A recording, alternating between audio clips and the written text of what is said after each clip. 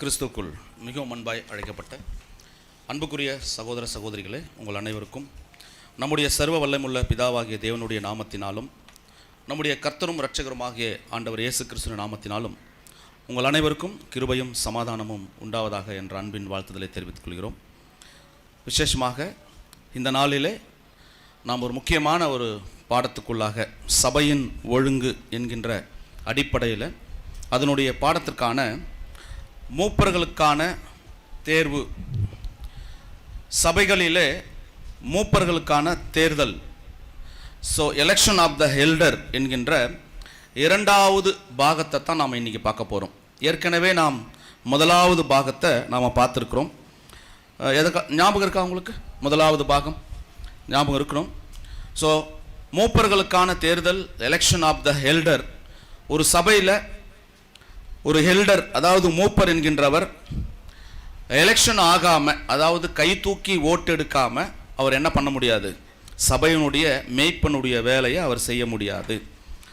அப்படின்னா இன்றைக்கி தான் அந்த எலெக்ஷனை பற்றி ஒரு சில வார்த்தைகளை நம்ம இன்னும் கொஞ்சம் டீப்பாக, அதாவது ரெண்டாவது பகுதியாக நாம் இன்றைக்கி பார்க்க போகிறோம். அதுக்கு முன்னாடி முதல் பகுதியில் நாம் பார்த்தோம் இல்லையா, அதை ஒரு ரீகால் பண்ணிக்கலாமா? கிரீக் வேர்ட்ஸில் மூப்பர்களை அந்தந்த சபைகளிலே நீங்கள் மூப்பர்களை ஏற்படுத்துங்கள் அப்படின்னு நம்ம சொன்னோம் இல்லையா. பைபிளில் அப்போஸ்தலர் 14ஆம் அதிகாரம் 23ஆம் வசனத்தில் இருக்குது. அப்படிப்பட்ட கிரீக்க வார்த்தைகள், மூப்பர்களை ஏற்படுத்துங்கள், ரெண்டு கிரீக்க வார்த்தை பார்த்தோம். ஒரு கிரீக்க வார்த்தை கிரிட்டோனியா அப்படின்ற ஒரு கிரீக்க வார்த்தை பார்த்தோம். ரெண்டாவது கிரீக்க வார்த்தை என்ன பார்த்தோம்? காத்தேஸ்டமி அப்படின்ற ஒரு வார்த்தை தான். இது ரெண்டுமே மூப்பர்களை ஏற்படுத்துறது தான். இதன் அடிப்படையில் முதலாவது இப்போ நம்ம ஒரு ரீகாலுக்காக தான் போகிறோம். கிரிட்டோனியா அப்படின்ற ஒரு வார்த்தை எங்கேருந்து அது நம்மளுக்கு வேதத்திலிருந்து பயன்படுத்தப்பட்டு இருக்கிறது அப்படின்னா, அப்போஸ்தலர் 14ஆம் அதிகாரம் 23ஆம் வசனம்.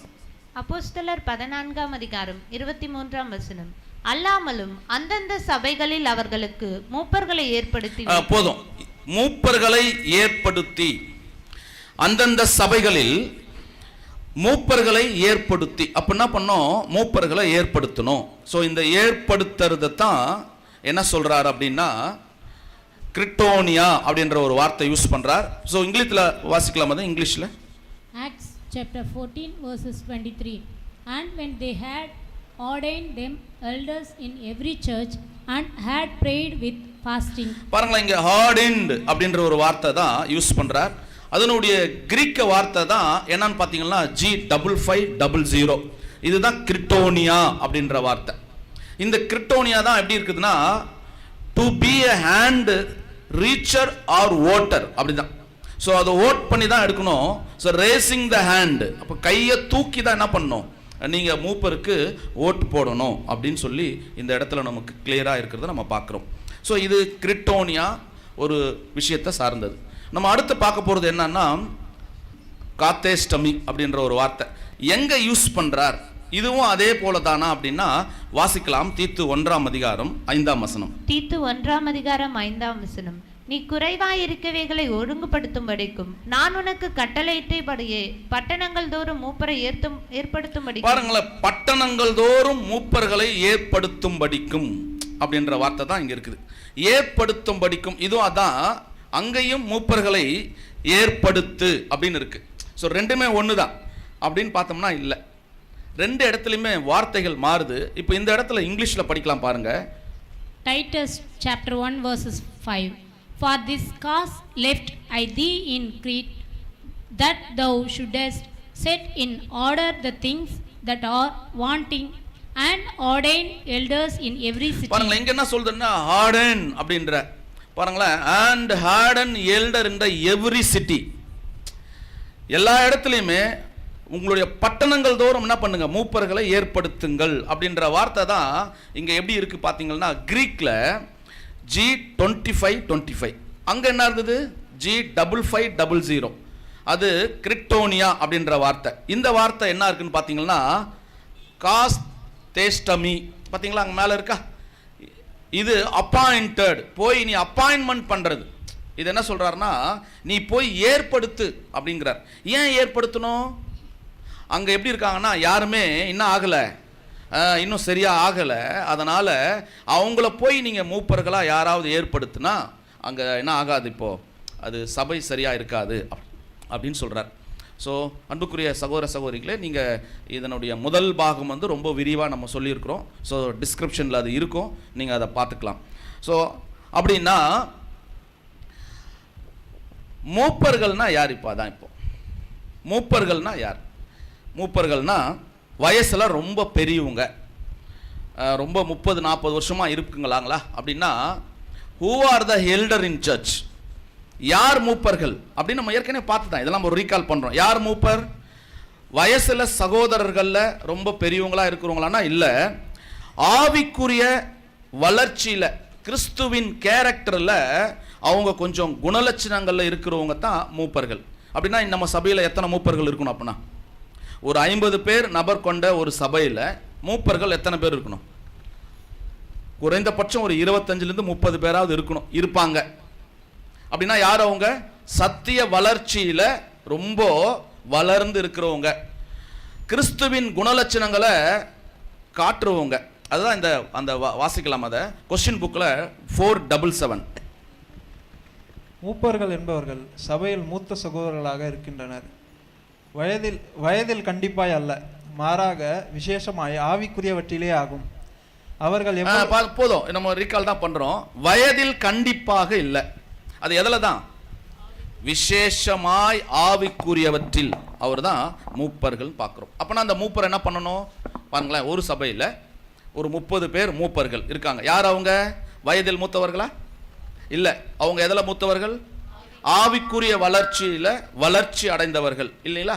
கிறிஸ்துவின் சாயலில் ரொம்ப தேர்னவங்க ஒரு 30 பேர் இருக்காங்கன்னா அவங்கள என்ன தெரியுமா பண்ணணுமா? அப்பாயிண்டட் எல்டர், தேர்ந்தெடுக்கப்பட்ட மூப்பர். அவங்கள சபைகளில் வேலை செய்யறதுக்கு ஒருத்தரை தேர்ந்தெடுங்கன்றார். அவங்க தான் மூப்பர். ரொம்ப எவ்வளோ தெளிவாக இருக்கு பாருங்க. ஸோ இதை தான் நம்ம ஏற்கனவே பார்த்தோம். ஸோ அவங்க எப்படி இருக்கணும் வாசிக்கலாம் பாருங்களேன். 6th வால்யூமில் பேஜ் நம்பர் 280 அதில் இருக்கு, வாசிங்க. Many persons may be esteemed elders or developed brethren in the church and may be useful and highly appreciated and yet not be of the chosen elders set forth by the ecclesia as its representative, evangelists, teachers, pastors. பாருங்களேன், the chosen elders. நீங்க என்ன பண்ணணும்? இப்போ choose பண்ணுங்க அவங்கள. யார் எதுக்கு? எக்லீஷாவில் ரெஃபரன்சேட்டிவா, இவாஞ்சலிஸ்டா, டீச்சரா, பாஸ்டர்ஸா அவங்கள என்ன பண்ணுங்கன்னா கைகளை தூக்கி அவங்கள என்ன பண்ணுங்க, நீங்க தேர்ந்தெடுங்க அப்படின்னு சொல்றாரு. ஸோ அதை தான் 6th வால்யூம் நம்ம தமிழில் படிக்கிறோம். அதன் பிரதிநிதிகளாக, சுவிசேஷகர்களாக, போதகர்களாக, மேய்ப்பர்களாக இருக்க முடியாது. அது எதுலன்னா ஒருவேளை அவங்க சபையில் ரொம்ப வருஷமாக கூட இருக்கலாம். பாருங்களா, அதான் சொல்றாரு. வாசிக்கலாம் பாருங்க அந்த பேஜை. எவ்வளவு காலத்திற்கென்று ஒரு மூப்பர் தெரிந்து கொள்ள வேண்டும் என்பதை குறித்து ஆவியின் உந்துதலின்படி எதுவும் சொல்லப்படவில்லை. ஆகவே இந்த விஷயத்தில் நாம் நியாயமானது என்று நினைப்பதை அபியாசப்படுத்த வேண்டும். என்ன சொல்றாருன்னா, ஒரு மூப்பர் எத்தனை காலம் இருக்கலாம் அப்படின்னா அப்படின்னு எதுவும் இல்லை. பட் அவர் 1 வருஷம் இருந்தால் சரியா இருக்கும். நீங்களே என்ன பண்ணுங்க, உங்களுடைய ஆவியின் உந்துதலின்படி அப்படின்னா நம்மளுடைய அந்த பரிசுத்த அந்த ஆவியின் உந்துதலின்படி ஒரு 1 இயர் இருக்கலாம் அப்படின்னு சொல்றார். சொல்லிட்டு அநேக மூப்பர்களாக இருக்கக்கூடிய கணத்தை பெற்றிருக்கலாம் அப்படின்னா என்ன அர்த்தம்? ஆவிக்குரிய வளர்ச்சியில் இருக்கலாம். இல்லை என்றால் சகோதரர்களாக சபையிலே வளர்க்கப்பட்டிருக்கலாம். அவர்கள் உபயோகமுள்ளவர்களாக, மிகவும் பாராட்டுக்குரியவர்களாக இருக்கலாம். இந்த மாதிரி இருந்தால் கூட அவங்கள என்ன பண்ண முடியாது? பிரதர் நீங்கள் நல்லா சப்ஜெக்ட் பேசுகிறீங்க, பிரதர் நல்லா நீங்கள் இதெல்லாம் பண்ணுறீங்க, சூப்பராக இருக்கு உங்களை பார்த்தா, நீங்கள் தான் மூப்பர் சொல்ல முடியுமா? இல்லை. அவங்க சபையில் என்ன தான் பண்ணணும்? சபையோட அங்கீகரிப்போட கைகளை தூக்கி அவங்களுக்கு ஓட் பண்ணணும். இதுதான் நம்ம இதுவரையும் பார்த்தோம். ஸோ அதை தான் அப்போஸ்தலனாகிய யோவான் சொல்றார். 2 யோவான் 1ஆம் அதிகாரம் 1-2 வசனங்கள். 2 யோவான் 1ஆம் அதிகாரம் 1 நமக்குள் நிலை நிற்கிறது என்றென்றைக்கும் நம்மோடு இருப்பதும் ஆகிய சத்தியத்தின் நிமித்தம் நான் மாத்திரமல்ல, சத்தியத்தை அறிந்திருக்கிற யாவரும், சத்தியத்தின்படி நேசித்திருக்கிறவளும் தெரிந்து கொள்ளப்பட்டவளும் ஆகிய அம்மாளுக்கும் அவளுடைய பிள்ளைகளுக்கும் மூப்பனாகிய நான் எழுதுகிறேன். மூப்பனாகிய நான் எழுதுகிறதாகுது அப்படின்னா என்ன அர்த்தம்? அவர் யார்? இப்போ பரிசுத்த யோவான் யாரா இருக்கார்? இப்போ சபையால் தேர்ந்தெடுக்கப்பட்டவர் அப்படின்றத நம்ம இங்க பார்க்கிறோம். ஸோ இதுதான் நம்ம முதல் பாடங்களில் பார்த்தோம். ஸோ இன்றைக்கி நம்ம புதுசாக ஒரு பாடத்தை இன்றைக்கி பார்க்க போகிறோம். ஸோ அதுதான் எதுன்னு பார்த்தீங்கன்னா மூப்பரின் தகுதிகள், குவாலிஃபிகேஷன். அவங்களுக்கு ஒரு தகுதிகள் இருக்கணுமா இல்லையா? ஸோ அந்த தகுதியில் நீங்கள் தயவுசெய்து நீங்கள் நோட் பண்ணுங்கள். நோட் பண்ணிவிட்டு அப்படிப்பட்ட மூப்பர்களைத்தான் நம்ம என்ன பண்ணணும், சபைகளில் தேர்ந்தெடுக்கணும். ஸோ மூப்பரின் தகுதிகள் ரீப்ரிண்ட் நம்பர் 5983 அவர் சொல்கிறார். ரீப்ரிண்ட் நம்பர் 5983 வாசிக்கலாம். For instance, each members of every class in voting for elders and deacons should certainly consider before voting the qualifications of those for whom he votes. என்ன சொல்றார் இப்போ? Consider before voting the qualifications. என்ன சொல்றார் தெரியுங்களா? நீங்க vote பண்றதுக்கு முன்னாடி நீங்க யாருக்கு ஓட் பண்றீங்க, அவருடைய தகுதிகள் என்ன. இப்போ உதாரணமா ஏ அப்படின்றவருக்கு நம்ம ஓட் பண்றோம்னா அந்த ஏ என்றவருடைய தகுதிகள் என்ன, அந்த தகுதிகளை நீங்க ஓட் பண்றதுக்கு முன்னாடி கன்சிடர் பிஃபோர் ஓட்டிங், அதுக்கு முன்னாடி என்ன பண்ணுங்க, கன்சிடர் பண்ணுங்க அவருடைய குவாலிஃபிகேஷன் என்னன்றத. அது ரொம்ப டீட்டெயிலாக அவர் சொல்றார். அது எங்கன்னா the class, every class in the voting. அங்கே இருக்கு இல்லையா எவ்ரி கிளாஸ் என்ன அர்த்தம்? நம்ம ஏற்கனவே நம்மளுடைய மூத்த சகோதரர் ரசல் பிரதர் அவர் என்ன சொல்கிறாருன்னா எக்லீஷியா அப்படின்ற ஒரு இடத்துல யூஸ் பண்ணுறார். சில இடங்களில் கிளாஸ் அப்படின்னு யூஸ் பண்ணுறார். கிளாஸ்னா என்ன தான், சபை அப்படிங்கிறார். So class in the voting, every class, எந்த வகுப்பு அல்லது எந்த விதமான சபையாக இருந்தாலும் நீங்கள் ஓட் பண்ணுறதுக்கு முன்னாடி அந்த சபையுடைய ஹெல்டர் அவருடைய தகுதிகள் என்ன அப்படின்னு நீங்கள் கட்டாயமாக பார்க்கணும். ஸோ இது தமிழில் அப்படியே ரீப்ரிண்டில் நம்ம தமிழில் கொடுத்துருக்கோம். அப்படி தமிழில் வாசிக்கலாம் பாருங்கள். உதாரணமாக, முதியவர்கள் மற்றும் டீக்கன்களுக்கு வாக்களிப்பதில் ஒவ்வொரு வகுப்பினதும் ஒவ்வொரு உறுப்பினரும் அவர் வாக்களிக்கும் நபர்களின் தகுதிகளை வாக்களிக்கும் முன் நிச்சயமாக பரிசீலிக்க வேண்டும். பாருங்களேன், ஒரு முதியவர்கள்னா யார்? இப்போ இங்கே வயசில் மூத்தவர்களா? இல்லை, இங்கே பார்த்தீங்கன்னா மூப்பர்கள் யார்? ஆவிக்குரிய வளர்ச்சியில் இருக்கிறவங்க மற்றும் டீக்கன்கள். இப்போ 2 பேருக்கு தான் இங்கே எலெக்ட் பண்ண வேண்டியது இருக்குது. பாருங்களேன், அந்த டீக்கன்களுக்கும் வாக்களிப்பதில் நீங்கள் ஓட் போட போறீங்கன்னா ஒவ்வொரு வகுப்பினதும், அப்போ கிளாஸ் அப்படி வந்துச்சு இல்லையா, அந்த கிளாஸ் தான் இங்கே வகுப்புன்னு சொல்றாரு. ஒவ்வொரு உறுப்பினரும் அவர் வாக்களிக்கும் நபர்களின் தகுதிகளை வாக்களிக்கிறதுக்கு முன்னாடியே முழு நிச்சயமாக நீங்க பரிசீலிக்கணும். பரிசீலிக்கலன்னா ஒருவேளை அந்த மூப்பரோ அல்லது டீக்கனோ அந்த தகுதிக்கு அங்கே இல்லைன்னா என்ன பண்ண வேண்டாம், கையை தூக்கி ஓட் பண்ண வேண்டாம், அவ்வளோதான். அவருக்கு எதிர்ப்பை காட்டணும்னு அவசியம் இல்லை. கரெக்டாக கையை தூக்கி ஓட் பண்ண வேண்டாம். ஸோ நம்ம பின்னாடி இதை பற்றி நிறைய கொஞ்சம் பார்க்க போகிறோம். ஸோ அதுதான் இங்கே சொல்கிறார். அப்படின்னா அன்புக்குரிய சகோதர சகோதரிகளே, ஒரு மூப்பருக்கான ஒரு தகுதிகளில் ஓட் போடக்கூடிய நாம கூட அதை ஓட் பண்ணுறதுக்கு முன்னாடி அவருடைய தகுதிகள் என்ன, அதை ஃபஸ்ட் பாயிண்ட் சொல்கிறார். ஒரு தகுதி என்ன அப்படின்றத பார்க்கலாம். முதல் பாயிண்ட்டாக வாசிக்கலாம். இது ஆங்கிலத்தில் இருக்குது. முதல் பாயிண்ட் அதே ரீப்ரிண்ட் நம்பர் 5983 தான் இருக்குது. Okay. What are his religious professions as respect faith in the teachings of the Bible on the fundamental points? என்ன சொல்கிறார் தெரியுங்களா? ரொம்ப அருமையான வார்த்தை. என்ன வார்த்தை இது? Respected faith in the teachings. அவர் எப்படி இருக்கணுமா? ஃபண்டமெண்டல் பாயிண்ட் அப்படின்னா என்ன அர்த்தம் தெரியுங்களா? அடிப்படையான சத்தியம் அவருக்கு தெரிஞ்சிருக்கணும். ஒரு மூப்பர், ஒரு டீக்கன், அவங்களுக்கு எப்படி இருக்கணும்னா அடிப்படையான சத்தியம் தெரிஞ்சிருக்கணும். எதை பற்றி?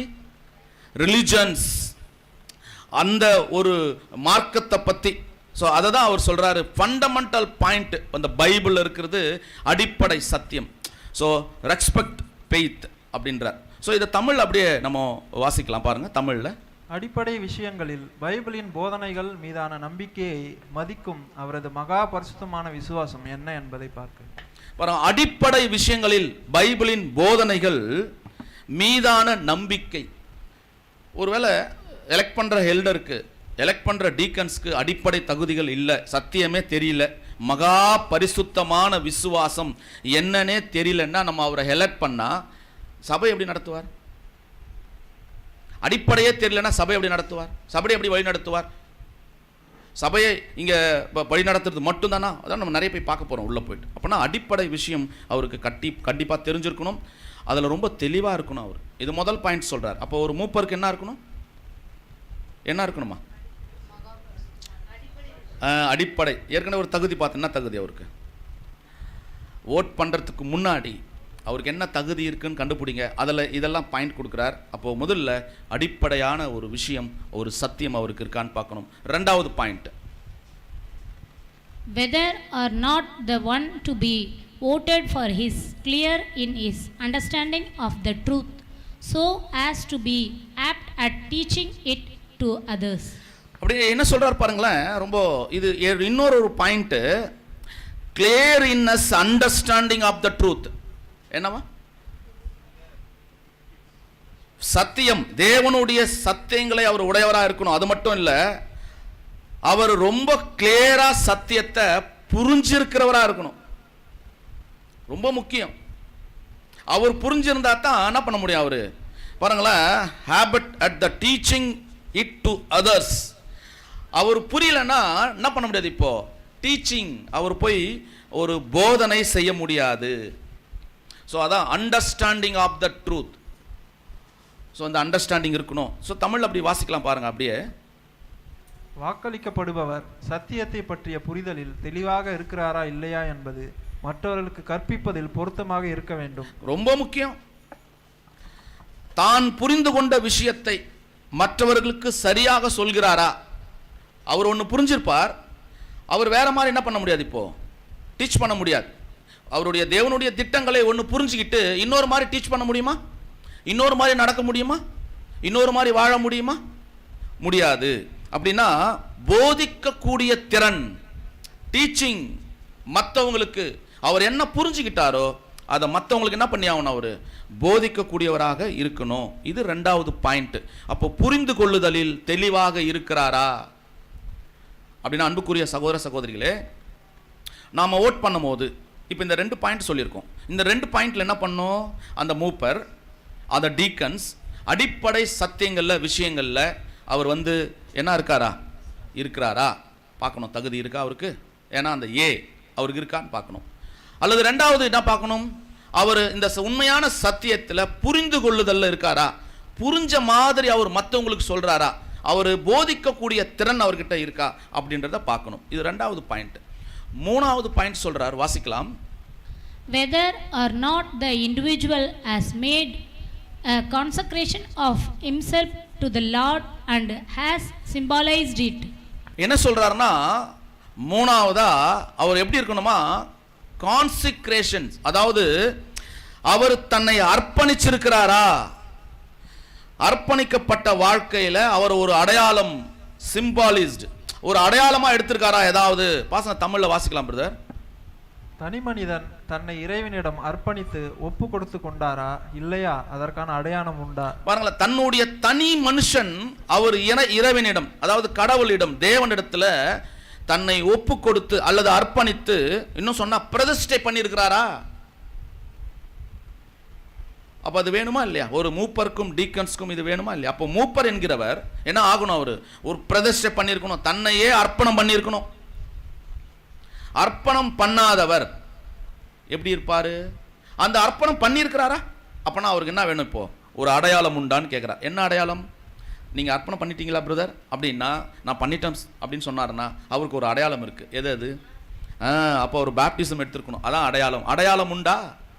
அப்போ பேப்டிசம் எடுத்தார்னா அது என்ன ஆச்சு? இப்போ தன்னை அர்ப்பணம். பேப்டிசம் எடுத்து அர்ப்பணம் பண்றதா பிரதர் அப்படின்னு கேட்குறீங்களா? ஆமா, நிறைய பேருக்கு இப்போ தெரியல. பேப்டிசம் எடுத்தாலே நான் யாருக்கு அர்ப்பணம் பண்ணிட்டேன்? என்ன நான் தத்தம் பண்ணிட்டேன். யாருக்கு? தேவனுக்கு என் சித்தத்தை எல்லாம் தூக்கி போட்டு அவருடைய சித்தம் மாத்திரம் செய்வேன். இதான் தத்தம் பண்றது. அர்ப்பணிப்புறது ரொம்ப முக்கியம். அர்ப்பணிப்பில்லாம ஒரு எல்டரை நம்ம ரெடி பண்ணிட்டோம்னா சபையில அவர் என்ன ஆவார்? இப்போ சபையில ஒரு ஊழியம் ஒன்று தான் இருக்கா? சபை நடத்துறது, எம்சி பண்றது, சப்ஜெக்ட் பேசுறது, இது பண்ணிட்டா ஒரு சபை எல்டர் ஓகேவா? இதுக்கு மேல நிறைய ஊழியங்கள் இருக்கு. சுவிசேஷ ஊழியங்கள் இருக்கு, அறுவடை ஊழியங்கள் இருக்கு, குடும்ப ஊழியங்கள் இருக்கு, தனிநபர்பட்ட ஊழியங்கள் இருக்கு. இது அத்தனையும் செய்யணும். ஸோ அன்புக்குரிய சகோதர சகோதரிகள், அப்படின்னா அவர் எப்படி இருக்கணும்னா தனி மனுஷன் தன்னல அவர் எப்படி தெரியுமா இருக்கணும்? தேவனிடத்தில் அர்ப்பணிக்கப்பட்டவராக இருக்கணும். அந்த அர்ப்பணிப்பு இருக்கா? அது ரொம்ப முக்கியம். அதற்கான அடையாளம் இருக்கா? நிறைய பேர்கிட்ட அடையாளம் இருக்கு, அர்ப்பணிப்பு இருக்கான்னு தான் தெரியல. சபையில் மூப்பர்கள்னா யாரு, அவங்களுடைய தகுதிகள் என்னன்னு சொல்றோம். இப்படிப்பட்ட தகுதியில் இருக்கிறவரை ஒருத்தரை தேர்ந்தெடுங்கன்றார். புரியுதுங்களா? இப்படிப்பட்ட தகுதி. அப்போ ஆக்சுவலாக ஒருத்தர் ஏ நின்ட்டார், பி நின்ட்டார், சி நின்ட்டார். 3 பேரும் எதுக்கு வந்தாச்சு? இப்போ மூப்பர்களுக்கான எலெக்ஷனுக்கு வந்தாச்சு. இந்த 3 பேர்ல யாருக்கு இந்த தகுதி இருக்கு, அவங்கள ஓட் பண்ணுங்க, அவங்களுக்கு கை தூக்குங்க. மீதி ஒருத்தருக்கு இல்லையா, தூக்காதீங்க. அவர் உங்க கணவரா இருக்கலாம், அவர் உங்க அண்ணனா இருக்கலாம், அவர் உங்களுடைய மாமனா இருக்கலாம், எந்த ரிலேஷனா கூட இருக்கலாம், தூக்க வேண்டாம். இவ்வளவு ஆழமா சொல்றாரு பாருங்க. ஸோ அன்புக்குரிய சகோதரர்களை, பின்னாடி நம்ம அதை பற்றி பார்க்க போகிறோம். இது 3வது பாயிண்ட்டு. அப்படின்னா பண்ணோம், தன்னை அர்ப்பணித்து ஒப்பு கொடுத்தவரா, அதாவது பிரதிஷ்டை பண்ணவரா. இன்னும் கொஞ்சம் நம்ம நம்ம நம்ம இதில் சொல்லாமா, அபிஷேகம் பண்ணப்பட்டவரா. நம்ம அபிஷேகம்னா நமக்கு தப்பான வார்த்தை மாதிரி இது. அபிஷேகம் அவங்க தான் இல்லை, அபிஷேகம்னாலே நம்ம ஞானஸ்தானம் ஏற்றாலும் நமக்கு என்ன கிடைக்கும்? அபிஷேகம், ஆவியின் அபிஷேகம். எது? பரிசுத்த ஆவியின் அபிஷேகம். நமக்கு பரிசுத்த ஆவி கிடைக்குதா இல்லையா? ஸோ அந்த அபிஷேகம் பெற்றவரா இருக்கணும்ன்றார். 4வது point, whether or not the individual manifests a high standard of morals in his deportment, and whether or not he is in sympathy with high ideals such as are the represented in the vow. என்ன சொல்றாருன்னா, high standard of the moral in the department. அவருக்கு எப்படி இருக்கணுமா? தன்னுடைய வாழ்க்கையின் ஒழுக்கத்தில் அவர் high ஸ்டாண்டர்டில் இருக்கணும். எந்த ஸ்டாண்டர்டில் இருக்கணும்? பாருங்களேன், இது எங்கே தான் இருக்குது? 59 83 ரீப்ரிண்ட் நம்பர். நம்முடைய அன்பு சகோதரர் எப்போ எழுதியிருக்காரு? இது 1914 எழுதியிருக்கார். ரொம்ப அவர்கிட்ட நிறைய கொஸ்டின்ஸ்லாம் கேட்டிருக்காங்க. அவர் சொல்கிறாருன்னா, ஹை ஸ்டாண்டர்டில் இருக்கணும் of the moral in us the department. அது சொல்லிட்டு அவர் எப்படி இருக்கணும்? ஐடியல் சர்ச் அதில் இருக்கணுன்றார். ஸோ தமிழில் வாசிக்கலாம் பிரதர், ரொம்ப அருமையான வார்த்தை அது. தனிநபர் தனது வாழ்க்கையில் ஒரு உயர்ந்த தரமான ஒழுக்கத்தை வெளிப்படுத்த. என்ன தரமா ஒழுக்கம்? உயர்ந்த தரமான ஒரு ஒழுக்கத்தை வெளிப்படுத்துகிறாரா? அப்போ அவர் இந்த மாதிரி இருக்கிறாரான்னு பார்த்துட்டு அவர் ஓட் பண்ணணும். அடுத்தது, மற்றும் சபதத்தில் குறிப்பிடுவது போன்ற உயர்ந்த கொள்கைகளுக்கு அவர் அனுதாபத்துடன் இருக்கிறாரா? என்ன சொல்றாருன்னா, சபதம் அப்படின்னு அங்கே இருக்கு. அப்படின்னா அவர் கொடுக்கிற வாக்கு. இது பாருங்களேன், ஒரு சிலர் சத்தியத்துக்கு புறம்பா நான் உமக்காக தான் வந்திருக்கிறேன்னு சொல்லிட்டு அப்புறம் என்ன பண்ணிடுவாங்க, கொஞ்சம் பார்த்துக்கலாம் அப்படின்னு அட்ஜஸ்ட் பண்ணுறதா சத்தியம்? அது இல்லை, அட்ஜஸ்ட் பண்ணுறது இல்லை. அப்போ தனிப்பட்ட வாழ்க்கையில், அதாவது சபதத்தில் சொல்கிற வார்த்தையில் பொய் கூட பேசக்கூடாது. என்ன பண்ணக்கூடாது? பொய் கூட பேசுவது, சீட்டிங் பண்ணுறது. தன்னுடைய தனிப்பட்ட வாழ்க்கையில் சத்தியத்துக்கு புறம்பானவைகளை செய்வது. ஒன்று பேசுறது, ஒன்று செய்யறது. தனிப்பட்ட வாழ்க்கையில் தேவனுடைய திட்டங்களுக்கு மாறாக. ரொம்ப ரொம்ப முக்கியமான ஒரு பாயிண்ட் சொல்றார். முக்கியமான ஒரு பாயிண்ட் என்ன தெரியுங்களா? உயர்ந்த கொள்கைகளுக்கு அவர் அனுதாபத்துடன் இருக்கிறாரா? அது என்ன உயர்ந்த கொள்கை? Very very important point. டைமுக்கு அவர் வராரா? சபையோடைய நேரத்துக்கு அவர் உள்ள வராரா? அவர் தான் மூப்பர். வராரா? திங்க் பண்ணி பாருங்க. டைமுக்கு வரணும். அவர்கிட்ட எந்த கம்ப்ளைண்ட்டும் இருக்கக்கூடாது. ஸோ டைமுக்கு சரியாக வருகிறாரா? சொல்கிற இவரே அதை கடைபிடிக்கிறாரா? அது முக்கியம். எந்த கம்ப்ளைண்ட்டும் அவர் பேரில் இருக்கக்கூடாது. நீங்கள் எப்படி பண்ணிட்டீங்க, அப்படி பண்ணிட்டீங்க, நீங்கள் சபைக்கு லேட்டாக வந்துட்டீங்க, இதை செஞ்சிட்டீங்க, கம்ப்ளைண்ட் இருக்கக்கூடாது அவர் பேரில். சத்தியத்துக்கு ஆப்போசிட்டாக இப்படி பண்ணியிருக்கீங்க, வரக்கூடாது கம்ப்ளைண்ட். ஸோ இது 4 பாயிண்ட் அவர் சொல்கிறாரு. தன்னுடைய தனிப்பட்ட வாழ்க்கையில் அவர் எப்படி இருக்கிறார் அப்படின்றத சொல்கிறார். ஸோ முதல்ல என்ன பார்த்தோம்? இல்லை முதல்ல ஒரு அடிப்படை சத்தியத்தில் அவர் தெளிவாக இருக்கணும். Number 1 point. 2வது point, understanding of the truth. சத்தியத்தை புரிஞ்சு மற்றவங்களுக்கு அவர் கரெக்டாக போதிக்கிறவராக இருக்கணும். 3வது பாயிண்ட்டு, தன்னையே அர்ப்பணித்தவராக இருக்கணும். 4வது பாயிண்ட்டு, தனிப்பட்ட வாழ்க்கையில் அவர் எப்படி இருக்கணுமா? எந்த ஒழுக்கம்?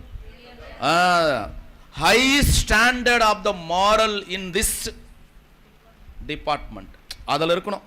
அப்போனா என்ன சொல்கிறாருன்னா உயர்தரமான ஒழுக்கத்தில் அவர் இருக்கணும் அப்படின்னு சொல்கிறார். ஸோ இதை பற்றி அப்படிப்பட்ட ஒரு மூப்பராக இருக்கிறவரை இந்த மாதிரி தகுதிகள் இருக்கான்னு எப்போ பண்ணணும்? இப்போ நம்ம இதை ஓட் பண்ணுறதுக்கு முன்னாடி, கன்சிடர் பிஃபோர் ஓட்டிங். அதான் சொல்கிறாருன்னா அவர் வாக்களிக்கும் நபர்கள் தகுதிகளை வாக்களிக்கும் முன் பரிசீலிக்க வேண்டும். இதெல்லாம் இருக்கான்னு பாருங்க அப்படின்னு சொல்கிறார். ஸோ அடுத்தது அந்த மூப்பருக்கு இருக்கிற அடுத்த தகுதிகள் என்ன அப்படின்றத நம்ம 6வது வால்யூமில் 251வது பக்கம் இங்கிலீஷில் இருக்குது. 6வது வால்யூமில் 251வது பக்கம். It will be seen then that the elders in the church should primarily possess general qualifications fitting them for the eldership, and secondarily that their special natural qualification should determine in what part of the service they can best service the Lord's cause. என்ன சொல்றாரு பாருங்களா, முதல் elder in search அங்கே என்ன பண்ணோம்னா primarily possess general qualification. அப்படின்னா முதல்ல பொதுவான ஒரு தகுதி இருக்கணும் அவருக்கு. அடுத்தது என்ன சொல்றாருன்னா secondarily that there special natural qualification. அதுக்கு என்ன ஆகணுமா? Special natural qualification. அது என்ன சொல்றாரு அப்படின்னா என்ன வேணும்? முதல்ல பிரைமரியாக அவருக்கு ஜென்ரல் குவாலிஃபிகேஷன் இருக்கணும், ஒரு பொதுவான ஒரு தகுதி இருக்கணும்.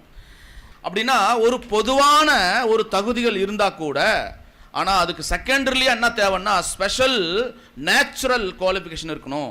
அது என்ன ஸ்பெஷல் நேச்சுரல் குவாலிஃபிகேஷன்? அவருக்கு என்ன இருக்கணுமா? விசேஷித்த தகுதிகள். அது எப்படி இருக்குன்னா நேச்சுரலாகவே அவருக்கு இருக்கணும். ஸோ அதை தமிழ் அப்படியே வாசிக்கலாம். பக்கம் 318, ஏன்னா இங்கிலீஷில் வேறு இருக்கும், தமிழில் வேறு இருக்கும். பக்கம் 318 வாசிக்கலாம். 6வது வால்யூமில் பக்கம் 318. முதலாவது மூப்பராய் இருப்பதற்கு பொதுவான தகுதி உள்ளவர்களாக காணப்பட வேண்டும். இரண்டாவதாக இயற்கையாகவே அவர்களுக்கு இருக்கின்ற விசேஷ தகுதிகள் எப்படிப்பட்ட ஊழியத்தில் ஆண்டவருக்காக அவர்கள் பயன்படுத்தப்படலாம் என்பதை தீர்மானிக்க வேண்டும். என்ன சொல்றார் இப்போ? முதலாவது ஒரு பொதுவான தகுதி அவருக்கு இருக்கணும். ரெண்டாவது இயற்கையாகவே நேச்சுரலா இயற்கையாகவே அவர்களுக்கு இருக்கின்ற விசேஷத்த தகுதிகள். இப்போ இதெல்லாம் எங்க பார்க்கணும்? இப்போ சபையில் ஒரு மூப்பரா இருக்கார் இல்லையா, அந்த மாதிரி இருக்கிறவர் தான் நம்ம தேர்ந்தெடுக்கணும். அப்போ இவருக்கு பொதுவான இருக்கா, விசேஷமான ஒன்று இருக்கான்னு தேர்ந்தெடுத்து எப்படிப்பட்ட ஊழியத்தில் அவர் ஆண்டவருக்காக இருக்கலாம் அப்படின்னு சொல்றார். ஸோ வாசிங்க பிரதர், அது அப்படியே கண்டினியூ. சிலர் சுவிசேஷம் அறிவிக்கும் ஊழியத்திலும், சிலர் ஏற்கனவே சுவிசேஷம் அறிவிக்கப்பட்ட ஆடுகளின் மத்தியில், அதாவது ஏற்கனவே அர்ப்பணம் செய்து கொண்டவர்கள் மத்தியில், ஏற்கனவே மந்தையில் உள்ளவர்கள் மத்தியில் மேய்ப்பனின் ஊழியத்திலும், சிலர் உள்ளூர்களிலும் சிலர் வெளியூரிலும் ஊழியம். ஸோ இதெல்லாம் மூப்பருக்கான தகுதிகள் அப்படின்னு பார்த்துட்டோம்.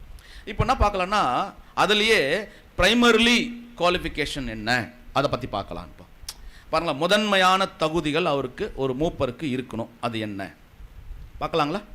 பார்க்கலாம். ஸோ இதை நம்ம முதல்ல வசனத்தை வாசித்துடலாம், அதுக்கப்புறம் இதற்கான விளக்கங்களுக்கு போகலாம்.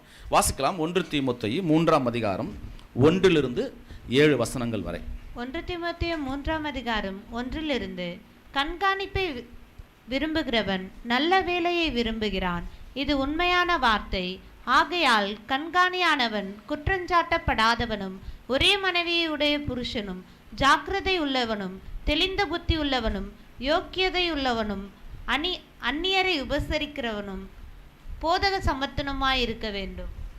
அவன் மதுபான பிரியனும் அடிக்கிறவனும் இழிவான ஆதாயத்தை இச்சிக்கிறவனுமாயிராமல் பொறுமை உள்ளவனும் சண்டை பண்ணாதவனும் பண ஆசை இல்லாதவனுமாயிருந்து தன் சொந்த குடும்பத்தை நன்றாய் நடத்துகிறவனும் தன் பிள்ளைகளை சகல நல்லொழுக்கம் உள்ளவர்களாய் கீழ்ப்படிய பண்ணுகிறவனுமாய் இருக்க வேண்டும். ஒருவன் தன் சொந்த குடும்பத்தை நடத்த அறியாதிருந்தால் தேவனுடைய சபையை எப்படி விசாரிப்பான்?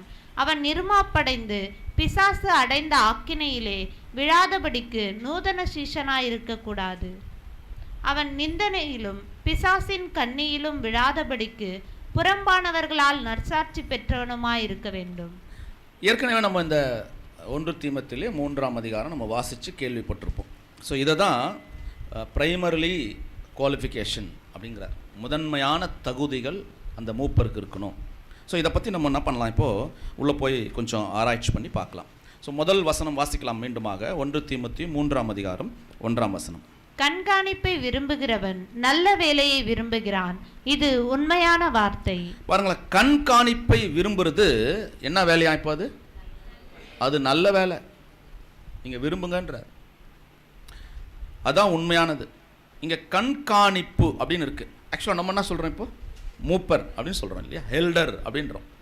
ஆனால் இங்க கண்காணிப்பு இருக்கு. இந்த வார்த்தை ரீப்ரிண்ட்ல எப்படி இருக்குன்னா மேற்பார்வையாளர் அப்படின்னு இருக்கு. அடுத்தது எப்படி இருக்குன்னா இங்கிலீஷில் எப்படி இருக்குன்னா ஓவர்சீர் அப்படின்னு இருக்கு. அதற்கு வசனம் என்னன்னா அதுக்கு மீனிங் பிஷப் அப்படின்னு அர்த்தம். ஸோ பிஷப் என்ற வார்த்தையை பிரதர் அதை பயன்படுத்தியிருக்கிறார். கண்காணிப்பை விரும்புகிறவன், அப்போ அது ஒரு மேய்ப்பன் அல்லது ஒரு மேற்பார்வையாளர் அப்படின்னு சொல்லக்கூடியது. இது ரீப்ரிண்ட்ல நம்பர் 3171 பார்க்கலாம். The word overseer is the same elsewhere in the scripture rendered bishop, signifying one charged with a duty respecting others. We thus போதஸ்டர் ஓவர்சீர் அப்படின்ற ஒரு வார்த்தை யூஸ் பண்றார். கண்காணிப்பை விரும்புகிறவன். இந்த ரீப்ரிண்ட்ல இந்த தமிழ்ல பாத்தீங்கன்னா மேற்பார்வையாளர்கள் என்ற வார்த்தை பிஷப் என்று மொழிபெயர்க்கப்பட்ட வேத வசனங்களில் எங்கும் உள்ளது. ஸோ இது எப்படி இருக்குன்னா மேற்பார்வையாளர்கள், அப்போ அதுதான் கண்காணிப்பு அப்படின்னு சொல்லப்பட்ட ஒரு வார்த்தை அங்க சொல்றார். ஸோ அப்படின்னா அது எதுதான்? இப்போ அது ஒரு பதவியா, பட்டமா, ஏதாவது ஒரு கிரேடா? சிஸ்டர், பிரதர், ஏதாவது ஒரு கிரேடா? அது என்னவா? அது என்னன்னு சொல்லிக்குது பைபிள்? நல்ல வேலை. அப்படின்னா என்ன பண்ணணும்? அது வேலை செய்யணும். அப்போ பாருங்க, இங்க வேலை செய்யணும். கண்காணிப்பை விரும்புகிறவன் நல்ல வேலையை விரும்புகிறான் அப்படின்னு இருக்கு. அப்போ ஒரு மூப்பர் சபையில எலெக்ட் ஆனா அவர் என்ன செய்யணும்? இங்க சபையில வேலை செய்யணும். வேலை செய்யற ஒரு பெரியவரா, வேலை கொடுக்கிற ஒரு பெரியவரா? அப்ப வேலை கொடுக்கிறது யாரு? இங்க சபையோடைய மூப்பருக்கு வேலை கொடுக்கிறவர் யார்?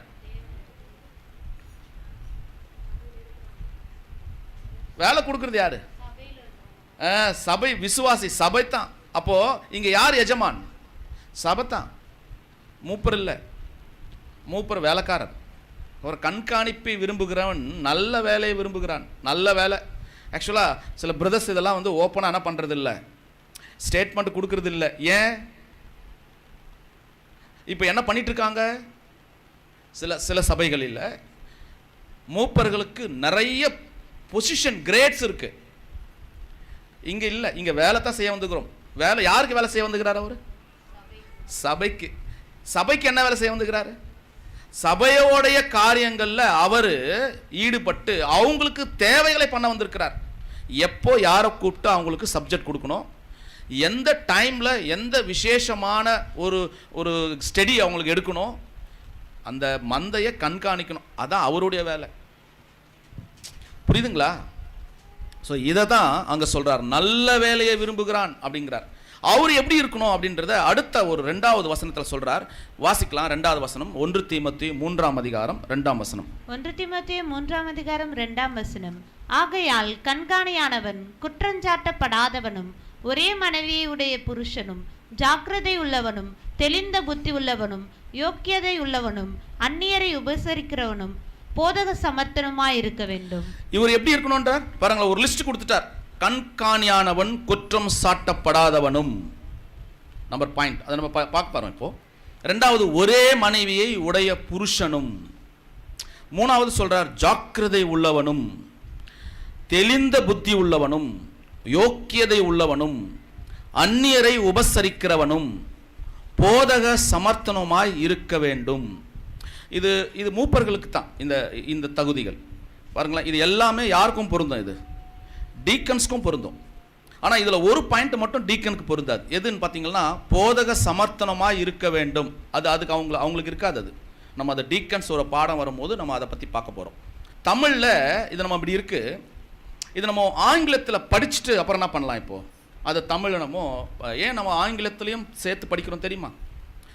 அதை படிக்கும் போது தான் ஆக்சுவலாக வால்யூம்ஸ் அண்ட் ரீப்ரிண்ட்ஸ் தமிழில் நம்ம படிக்கிறதுக்கும் ஆங்கிலத்தில் போயிட்டு தமிழில் படிக்கிறதுக்கும் நிறைய டெப்த் கிடைக்குது. நிறைய விஷயங்கள் நமக்கு வந்து ஒரு டிரான்ஸ்லேட்டர் ரொம்ப அருமையான ஒரு டிரான்ஸ்லேட்டாக இருக்குது. இப்போ கூட நம்ம என்ன பண்ணியிருக்கோம்னா ரோதர்ஹாம் பைபிளில் இருந்து தான் அந்த இங்கிலீஷ் வார்த்தையை எடுத்திருக்கிறோம். ஸோ ஒரு உண்மையான ஒரு விஷயத்தை கரெக்டாக சொல்லக்கூடிய ஒரு டிரான்ஸ்லேட் தான் இந்த ரோதர்ஹாம் பைபிள். ஸோ இதுதான் நம்ம பார்க்க போகிறோம் இன்றைக்கி. இதிலிருந்து தான் அந்த ஆங்கில வார்த்தையை பார்க்குறோம். வாசிக்கலாம். 1 தீமோத்தேயு 3ஆம் அதிகாரம் 2ஆம் வசனம். 1 Timothy chapter 3 verses 2. It is needful then for the overseer to be approachable, a husband of one wife, sober, of sound mind, orderly, hospitable, apt in the teaching. என்ன சொல்ல வந்துட்டார் இப்போ பாருங்களேன். இது பிரைமரிலி குவாலிஃபிகேஷனை பற்றி பார்த்துட்டு இருக்கிறோம். என்னென்னலாம் சொல்கிறாரு இப்போ? நல்ல வேலையை விரும்புகிறான்னு சொன்னார். இப்போ அடுத்து எதாவது சொல்லிட்டார். இப்போ பாருங்களேன், இட் இஸ் நீட்ஃபுல் அப்படின்னா என்ன அர்த்தம்? ரொம்ப தேவை. இது தவிர்க்க முடியுமா? முடியாது, தவிர்க்க முடியாது. ரொம்ப தேவை இது. இது யாருக்கு? த ஓவர்சீர், அந்த மேற்பார்வையாளர். யார் அவர்? கண்காணியாளர், அந்த சபை மூப்பர். அவருக்கு ரொம்ப தேவை இது. அது எப்படி இருக்கணும்னா சொல்றாரு இன்அப்ரோச்சபிள்.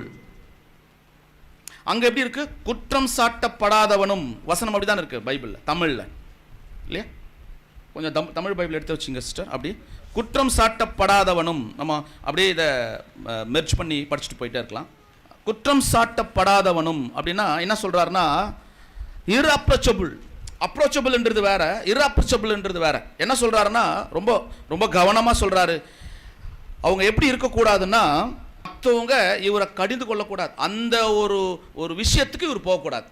அந்த மாதிரி குற்றம் சாட்டப்படாதவனும் அப்படின்னு சொல்லிட்டு குறை சொல்லுக்கு ஆளாகாதவராக இருக்கணும் இவர்.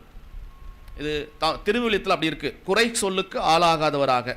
அப்படின்னா இந்த இன்அப்ரோச்சபிள் அப்படின்பது என்னன்னா கடிந்து கொள்ளுதல் அப்படின்ற கூடிய ஒரு விஷயத்துக்கே அவர் போகக்கூடாது. யாரு? சபையாரால். பண விஷயத்தில், ஒழுங்கான விஷயத்தில் கையும் களவுமாக மாட்டாதவராக இருக்கணும். எதில்? சபையில் ஒரு கான்ட்ரிபியூஷன் கொடுக்குற இடத்துல அந்த கான்ட்ரிபியூஷன் எப்படி இருக்கணும்? இப்போது சபை அவங்கள ஒரு அங்கீகரிப்போடு கொடுக்குறாங்கன்னா அதை எப்படி இருக்கக்கூடாது? கரெக்டாக செலவு பண்ணுறவரா, அது ஒழுங்கு ரீதியில் இருக்கிறவரா, அது குற்றம் சாட்டப்படாதவரா இருக்கணும் அப்படிங்கிறார். ஸோ இது ஒன்று. அடுத்தது என்ன சொல்கிறாரு? எ ஹஸ்பண்ட் ஆஃப் ஒன் ஒய்ஃப். இது நமக்கு எல்லாருக்கும் தெரியும், ஒரே மனைவியுடைய புருஷன் அப்படின்னு சொல்கிறார். ஒருவேளை அப்படி கல்யாணம் ஆகலைன்னா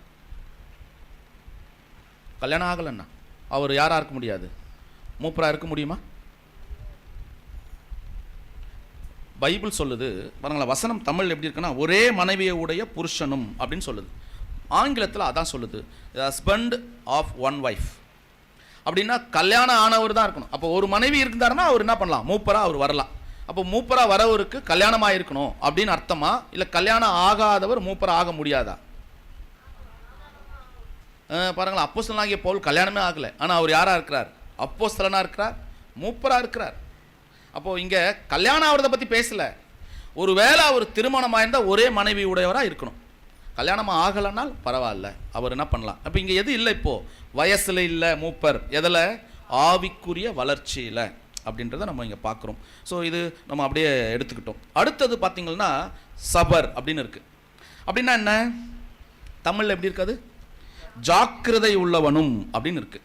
அப்படி என்ன ஜாக்கிரதை உள்ளவனும் அப்படின்னா, இது ரொம்ப ஜாக்கிரதைன்னா ரொம்ப ஜாக்கிரதையாரு அப்படின்னு சொல்கிற மாதிரி இருக்குது. நம்ம இந்த ஒரு வார்த்தை யூஸ் பண்ணால் நல்லாயிருக்கும். விழிப்புள்ளவர்களாக இருக்க வேண்டும். அவங்க ரொம்ப விழிப்பாக இருக்கணும். ஏன் அப்படியேப்பட்ட நபர் விழிப்பாக இருக்கணும்? ஏன்? கன்னிகள் அவர் மேலே என்ன வரும்? இப்போது நிறைய கன்னிகை, பெருமை, மேட்டிமை இதெல்லாம் வரும். ரொம்ப விழிப்பாக இருக்கணும், ஜாக்கிரதையாக இருக்கணும். அது மட்டும் இல்லை, அடுத்து சொல்கிறாரு ஆஃப் சவுண்ட் மைண்ட் அப்படிங்கிறார். என்ன மைண்டா?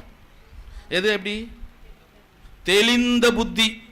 அது என்ன தெளிந்த புத்தி? மற்றவர்களை புரிந்து கொள்ளுதல். ஒன்று, புரிந்து கொள்ளும் போது உள்ள ஓனாய் கூட வரும். உள்ள என்ன வரும்? இப்போ ஓனாய் வரும், அந்த மைண்டு. ஸோ சவுண்ட் மைண்ட் இருக்கு இல்லையா? புரிந்து கொள்ளணும். புரிந்து கொள்ளக்கூடிய அளவுக்கு அந்த மூப்பர் இருக்கணும். ஸோ அதுதான் சொல்றார், ஆஃப் சவுண்ட் மைண்ட், புரிந்து கொள்ளுதல் அப்படின்னு சொல்றார். ஸோ எப்படி புரிஞ்சுக்கிட்டோம் சொல்றார். அடுத்தது பார்க்கலாமா? இப்போ முடிஞ்சிச்சா? அடுத்தது என்ன சொல்றாரு? ஆர்டர்லி அப்படிங்கிறார். இது வசனம் எப்படி இருக்கு? யோக்கியதை உள்ளவனும். நம்ம எப்படி சொல்றோம் இப்போ? யோக்கியதை உள்ளவன்னா நம்மளுடைய இன்டர்பிரேஷன் என்ன? ஏதாவது ஒன்று பண்ணிட்டோம்னா ரொம்ப யோக்கியனே அப்படின்னு சொல்கிறோம் இல்லையா? பட் இங்கே இங்கிலீஷில் எப்படி போனால் ஆர்டர்லி அப்படின்னா என்ன அர்த்தம்? நம்ம ஏற்கனவே முதல் பாகத்தில் பார்த்தோம். ஆர்டர்லி அப்படின்னா என்ன அர்த்தம்? ஒழுங்கு அப்படின்னு பார்த்தோம். அப்போ எந்த ஒழுங்கை பற்றி பேசுகிறார்? இப்போது 10 மணிக்கு சபைக்கு வரணும். அவர் சொல்லிட்டார், அனௌன்ஸ் பண்ணிட்டார், நாளைக்கு அடுத்த வாரம் 10 மணிக்கு இங்கே சபை வரும்னா முதல்ல யார் வரணும்? இப்போது ஒழுங்கு சொன்னவர் ஒழுங்காக வரணும். மூப்பராக இருக்கிறவங்க யார்? சபை சத்தியத்தில் வளர்ச்சிருக்காங்களா அவங்க வரணும். அப்போ அப்படின்னா பண்ண அவர் சொன்ன மாதிரி அவர் நடந்துக்கணும். அவரே நடக்கலைன்னா அதான் எது? இப்போ யோக்கியதை இல்லைன்னு அர்த்தம். இதை சொல்றார் பாருங்களேன், யோக்கியதை உள்ளவனும். அதான் ரொம்ப ரொம்ப முக்கியமான பாயிண்ட். சொல்லிவிட்டு செய்யாமல் போகக்கூடாது. அவர் சொல்லிடுவாரு, ஆனால் என்ன பண்ண மாட்டார்? அவர் செய்ய மாட்டார். அது இல்லை. அப்போ யோக்கியனா இருக்கணும். அதுதான் சொல்றாரு, நீ யோக்கியதை உள்ளவனா இரு. அதுவும் ஆர்டர்லி. ஸோ அடுத்த வார்த்தை என்ன போட்டிருக்கார் பாருங்களேன், ஹாஸ்பிட்டலபிள் அப்படின்றார். அப்படின்னா டிக்ஷனரியில் பார்த்தா விருந்தோம்பல் அப்படின்னு இருக்கு. அதுக்கு இங்க என்ன இருக்குன்னா அந்நியரை உபசரிக்கிறவனும் இருக்கு தமிழ்ல. அது என்ன அந்நியரை உபசரிக்கிறவன்? உபசரிப்பு பத்தி பேசுறார். உபசரிப்புறதுன்னா என்ன? கவனிக்கிறது, விருந்தோம்பல், கவனிக்கிறது இல்லையா? பாருங்களேன், இந்த ஹாஸ்பிட்டலபிள் அப்படின்ற வார்த்தை விருந்தோம்பல்னு இருக்கு.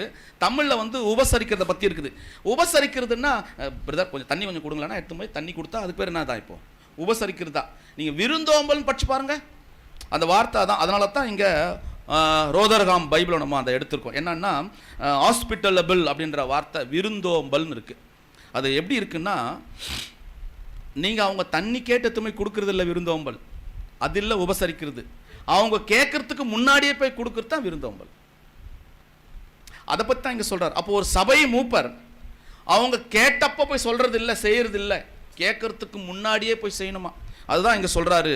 அப்போ உபசரிப்பு பண்றதுக்கு அவரை வாய்ப்பை தேடணுமா. திங்க் பண்ணி பாருங்க. அவர் போய் வாய்ப்பை தேடணும், தேடி பார்க்கணும். கேட்டு கொடுக்கக்கூடாது. கேட்டு கொடுத்தா அதுக்கு பேர் என்ன? இல்லை, உபசரிப்பு இல்லை. கேட்காம போயிட்டு கொடுக்கணும். அவருடைய தேவை பார்க்கணும். எப்பவுமே அவருடைய வீடு திறந்தே இருக்கணும். பாருங்க, சொல்றாரு, வீட்டோட கதவு எப்பொழுதும் திறந்திருக்க வேண்டும். ரொம்ப முக்கியம். அன்புக்குரிய சகோதர சகோதரிகளே, பாருங்களேன், அப்போ அந்த விருந்தோம்பல் என்பது எப்பவுமே எப்படி இருக்கும்னா, கேட்டு செய்யறது. கேட்டு அவங்க கேட்கும் போது கொடுக்கறது இல்லை, கேட்காத அப்பவே செய்யறதுன்றார். அடுத்த வார்த்தை பாருங்க. அடுத்த வார்த்தை எப்படி இருப்பாங்க? கொஞ்சம் அந்த வார்த்தையை படிங்க. Apt in teaching. இதான் போதக சமர்த்தனமாக இருக்கணும்ன்றார். போதக சமர்த்தனமாக இருக்க வேண்டும். அப்போ ஒவ்வொரு சபையை நடத்துகிற மூப்பருக்கு அவங்க என்ன இருக்குன்னா, டீச் பண்றவர் ரொம்ப முக்கியம். இது உதவிக்காரர்களுக்கு இது சொல்லலை, மூப்பர்கள் மட்டும் தான் சொல்ல. ஐ மீன் டீக்கன்ஸ்க்கு சொல்லலை இந்த வார்த்தையை. அப்போ பேச்சு திறமையை பற்றி சொல்லியிருக்காரா? இது பேச்சு திறமையை பற்றி சொல்லலை. ஒரு காரியத்தை மற்றவங்களுக்கு சொல்லும்போது தெளிவாகவும் அவங்க புரிஞ்சு கொள்ற விதத்தில் சொல்லக்கூடியவரா, அதாவது போதக சமர்த்தனா அவர் இருக்கணும். எப்படி? அவங்களும் புரிஞ்சுக்கணும், இவரும் புரிஞ்சு பேசணும்.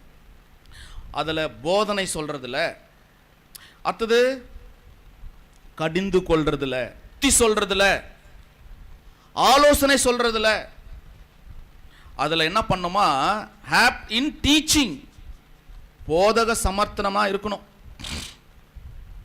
யாருக்காவது சத்தியத்தை பற்றி விளக்கணும்னா விளக்கமா சொல்லணும். அதான் நீட்ஃபுல் குவாலிஃபிகேஷன். இதெல்லாம் தேவை இருக்கு.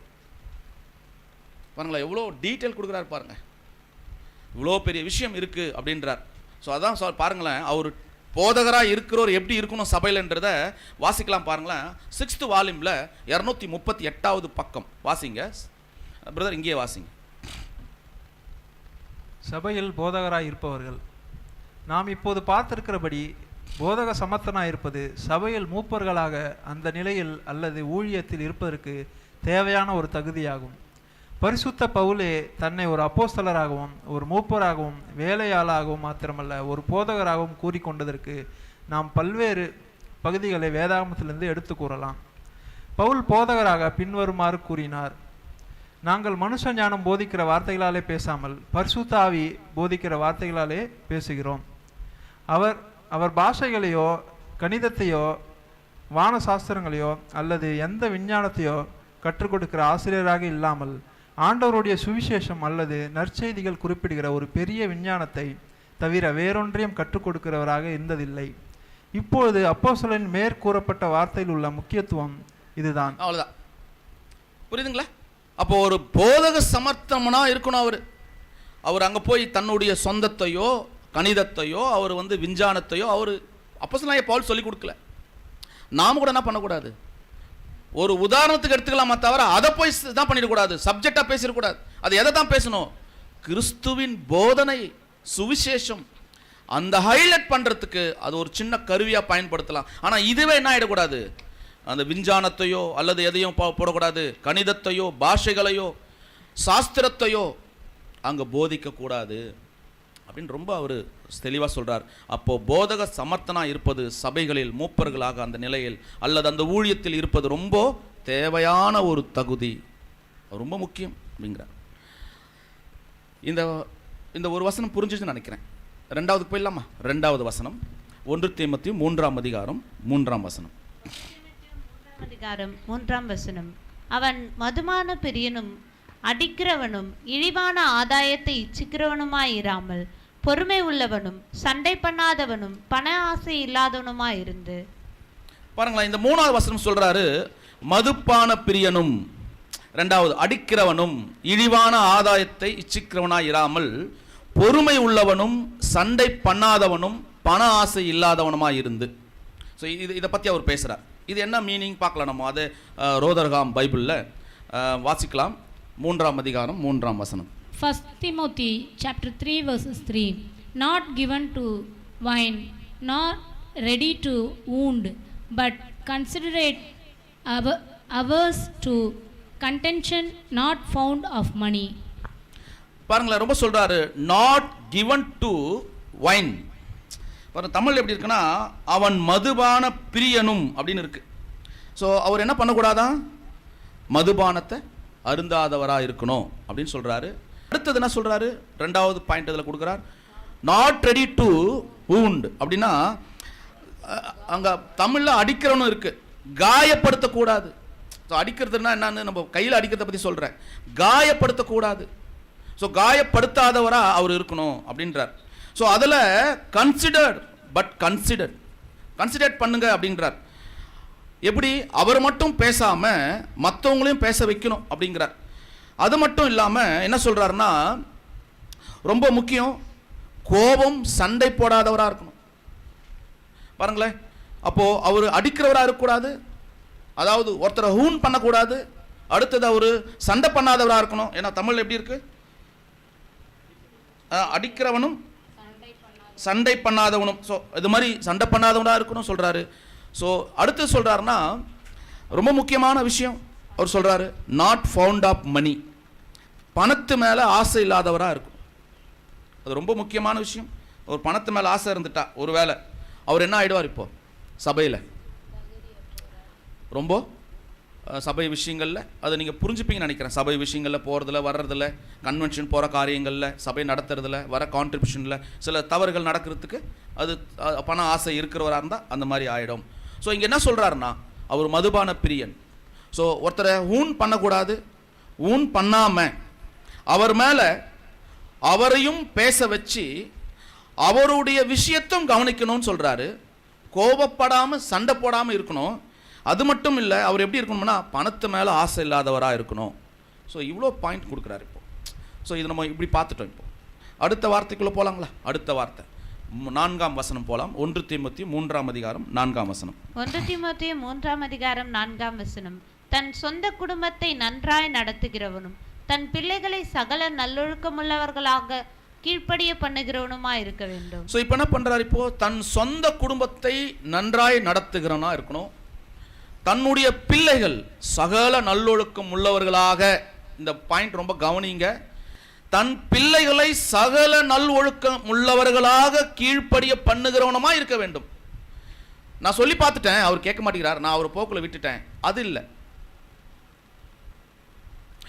சகல நல்லொழுக்கம் உள்ளவர்களாக அவர்களை கீழ்ப்படிய பண்ணுகிறவனமாய் இருக்க வேண்டும். இது வந்து எல்டருக்கு மட்டும் இல்லை, இது யாருக்கும் உண்டு. இப்போ இது டீக்கன்ஸ்க்கும் உண்டு. நம்ம டீக்கன்ஸ் பற்றி பார்க்கும்போது இதுவும் பார்க்க போகிறோம். ஸோ இது ரொம்ப முக்கியமான வார்த்தை. இது நம்ம அப்படியே போயிட்டு அந்த இங்கிலீஷில் வாசிக்கலாம். பாருங்கள், 4ஆம் வசனம். 1 Timothy chapter 3 verses 4. Over his own house, presiding well, having children in submission with all dignity. So என்ன சொல்கிறாருன்னா, over is the own house, தன்னுடைய குடும்பத்தை என்ன பண்ணி ஆகணும், அவர் சரியாக நடத்தணும். அப்படி நடத்தலைன்னா என்ன ஆகும்? இப்போ நான் பின்னாடி பார்க்க போகிறோம். அவர் நடத்தணும். ஸோ அது மட்டும் இல்லை, சில்ட்ரன் இன் சப்மிஷன் அப்படின்னு இருக்குது. சப்மிஷன் என்ற வார்த்தை என்னன்னா, குழந்தைகள் மட்டும் இல்லை, வாலிபர்கள் அப்படின்னு பிரதர் அங்கே வந்து டீன் ஏஜ் உள்ளவங்களை பற்றி பேசுகிறார். சப்மிஷன். ஸோ சில்ட்ரன் பேசிட்டு அப்புறம் என்ன பேசுகிறார் இப்போ, இன் சப்மிஷன் வித் ஆல் டிக்னிட்டி அப்படிங்கிறார். அப்படின்னா சில்ட்ரன் மட்டும் இல்லை, வாலிப இளைஞர்களாக டீனேஜில் இருக்கிறவங்களா கூட ஒரு டிக்னிட்டியில் அவங்கள வளர்க்கணும். ஸோ இதை தான் அங்கே அவர் சொல்கிறார் பார்க்குறோம். ஸோ பாருங்களா, இப்போ நம்ம ரெண்டாவது வசனத்துக்கும் 3ஆவது வசனத்துக்கும் 4ஆவது வசனத்துக்கும் என்ன வருது, இப்போது கொஞ்சம் கொஞ்சம் டிஃப்ரென்ஷியேஷன் வருதுன்னு பார்க்குறோம். ஸோ ஓன் ஹவுஸ் அது ரொம்ப முக்கியம். நம்ம நிறைய பேர் ஓன் ஹவுஸ் அதில் எப்படி இருக்கிறோம், தன் சொந்த குடும்பத்தை எப்படியாவது சமாதானத்தோடு அந்த குடும்பத்தை என்ன பண்ணணும், வச்சுக்கணும். நம்முடைய சூழ்நிலைக்கு ஏற்ற மாதிரி குடும்பத்தை என்ன பண்ணணும், அகலக்காலை எடுத்து வச்சு கடனை கச்சை வாங்கி என்ன பண்ணிடக்கூடாது, குடும்பத்தில் சமாதானம் இல்லாமல் ஒரு விஷயத்தை பண்ணிடக்கூடாது அப்படின்னு சொல்கிறார்.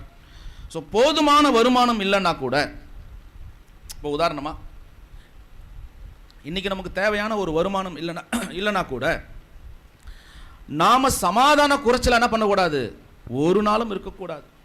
எதை வச்சு பணத்தை வச்சு, குடும்பத்தை வச்சு, அதை வச்சு குடும்பத்தை என்ன பண்ணக்கூடாது, நன்றாக நடத்த தெரியாமல் போயிடக்கூடாது அப்படின்றத இங்கே சொல்கிறார். ஸோ அன்புக்குரிய சகோதர சகோதரர்களே, பிள்ளைகளை கூட எல்லா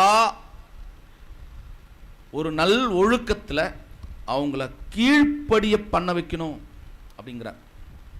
இப்போ நம்ம 5ஆம் வசனம் வாசிக்கும் போது பார்க்கலாம். இது நம்ம 4ஆம் வசனம் முடிச்சிட்டோம். 1 தீமோத்தேயு 3ஆம் அதிகாரம் 5 மற்றும் 6 வசனங்கள் வாசிக்கலாம். 1 தீமோத்தேயு 3ஆம் அதிகாரம் 5 ஒருவன் தன் சொந்த குடும்பத்தை நடத்த அறியாதிருந்தால் தேவனுடைய சபையை எப்படி விசாரிப்பான்? போதும். ரொம்ப அழகான ஒரு பாயிண்ட். ஒருவேளை இந்த மாதிரி ஒரு சொந்த குடும்பத்தை நடத்த தெரியலன்னா என்ன சொல்றாரு, இவன் தேவனுடைய சபையை எப்படி நடத்துவான்? ஸோ இது ஆங்கிலத்தில் கொஞ்சம் வாசிங்க, 5ஆம் வசனம் மட்டும். 1 Timothy chapter 3 verses 5. Whereas if anyone over his own house cannot preside, how of an assembly of God shall be take care? என்ன மாதிரி வார்த்தை பாருங்க, of an assembly of God shall to take care. உங்களுடைய குடும்பத்தை நீங்க கவனிக்கலன்னா எப்படி assemble ஆவீங்க தேவனுடைய திட்டத்துக்கு? ஸோ அதை தான் இங்கே சொல்கிறாரு, தன் சொந்த குடும்பத்தை நடத்த அறியாதிருந்தால் தேவனுடைய சபையை எப்படி அவன் விசாரிப்பான்? எப்படி பண்ண முடியும்? அத்தனை பேரும் எதுக்கு தான் வந்திருக்கும் தெரியுமா? சத்தியத்தில் வளர்ற ஒரு ஸ்டேஜ் இல்லைங்களா, அதுக்கு தான் வந்திருக்கும். தேவனுக்கு கிறிஸ்துவின் குணலட்சணங்களை வளரும் போது நம்ம யாராக மாறுறோம் தெரியுங்களா? மூப்பராக மாறுறோம். வயதில் இல்லை, சத்திய வளர்ச்சியில். இதைத்தான் இங்கே சொல்கிறாரு. அப்போது சபையை எப்படி நடத்துவார் அப்படின்னு கேட்குறாரு. ஸோ அப்படின்னா நம்ம சபை என்ன பண்ணி ஆகணும், இப்போது நடத்தணும்னா நம்ம சொந்த குடும்பத்தை கண்டிப்பாக நடத்தி இருக்கணும். ஸோ அடுத்தவர் 6ஆம் வசனம் வாசிங்க கீழே அப்படியே. அவன் நிர்மாப்படைந்து பிசாசு அடைந்த ஆக்கினையினாலே விழாதபடிக்கு நூதன சீஷனாய் இருக்கக்கூடாது. பாருங்களா, அப்படி என்ன சொல்றாருன்னா, இது கொஞ்சம் டிஃப்ரெண்டான ஒரு வார்த்தை. அவன் இருமாப்படைந்து பிசாசு அடைந்த ஆக்கினையிலே விழாதபடிக்கு அவன் வந்து எப்படி இருக்கக்கூடாதா, நூதன சீஷனா இருக்கக்கூடாது. அதான் முதல்ல சொல்றாரு, அவன் சொல்லிட்டு அவன் நூதன சீஷனா இருக்கக்கூடாதுன்றார். தமிழ் எதனா புரியுதா பாருங்க, எதை புரியுதுங்களா?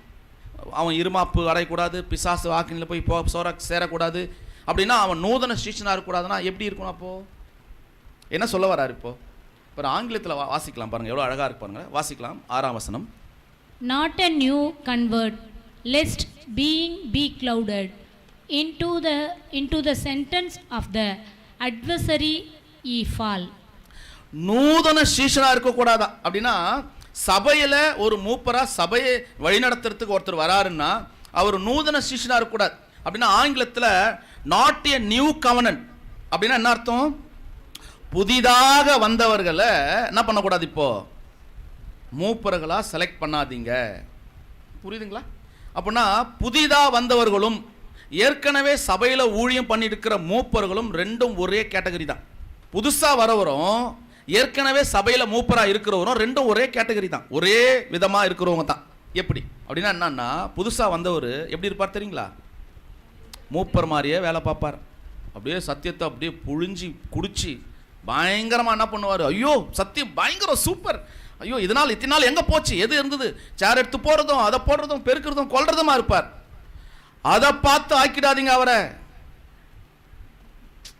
புரியுதுங்களா? அதை பார்த்து பரவாயில்ல சூப்பராக சேர் போடுறார், சூப்பராக இங்கே மைக் கொண்டு வந்து செட் பண்ணுறார், சபையை வரவங்களை பிரதர் நல்லா இருக்கீங்களா, சிஸ்டர் நல்லா இருக்கீங்களான்னு கேட்குறார். இதை யார் கேட்பா? இப்போ ஏற்கனவே சபையில் மூப்பராக இருக்கிறவர் அவரும் இதை பண்ணுவார், இப்போ இவரும் பண்ணுவார். இவர் பண்ணுறாருன்னு இவருக்கு போய் என்ன பண்ணிடாதீங்க, இதை கொடுத்துடாதீங்க. கொடுத்துட்டா என்ன ஆகுமா? Into the sense of the adversary he fall. பாருங்களா, அவர் என்ன பண்ணுவானா, இருமாப்படைந்து பிசாசு அடைந்த ஆக்கினியிலே அது விழுந்துருவார். ரொம்ப ஹைலைட்டான இன்னொரு பாயிண்ட் கொடுக்குறாரு, வாசிக்கலாம். 7ஆம் வசனம். 1 தீமோத்தேயு 3ஆம் அதிகாரம் 7ஆம் வசனம். அவன் நிந்தனையிலும் பிசாசின் கண்ணியிலும் விழாதபடிக்கு புறம்பானவர்களால் நற்சாட்சி பெற்றவனுமாய் இருக்க வேண்டும். இப்போ அவர் எப்படி இருக்கணுமா? எப்படி இருக்கணும்? It is needful moreover the have an honourable testimony. அவர் எப்படி இருக்கணுமா? அவருடைய சாட்சி யாருக்கு? சபைக்கா? பாருங்க என்ன சொல்றாருன்னா, அவன் நிந்தனையிலும் பிசாசின் கண்ணியிலும் விழாதபடிக்கு புறம்பானவர்களால் நற்சாட்சி பெற்றிருக்கணுமா? யார் புறம்பானவர்கள்? ரொம்ப வெளியில் இருக்கிறாங்க, அவங்க கிட்ட நற்சாட்சி பெற்றவனமா இருக்கணும். இது ரொம்ப முக்கியம். கடைசி பாயிண்ட் கொடுக்குறார்.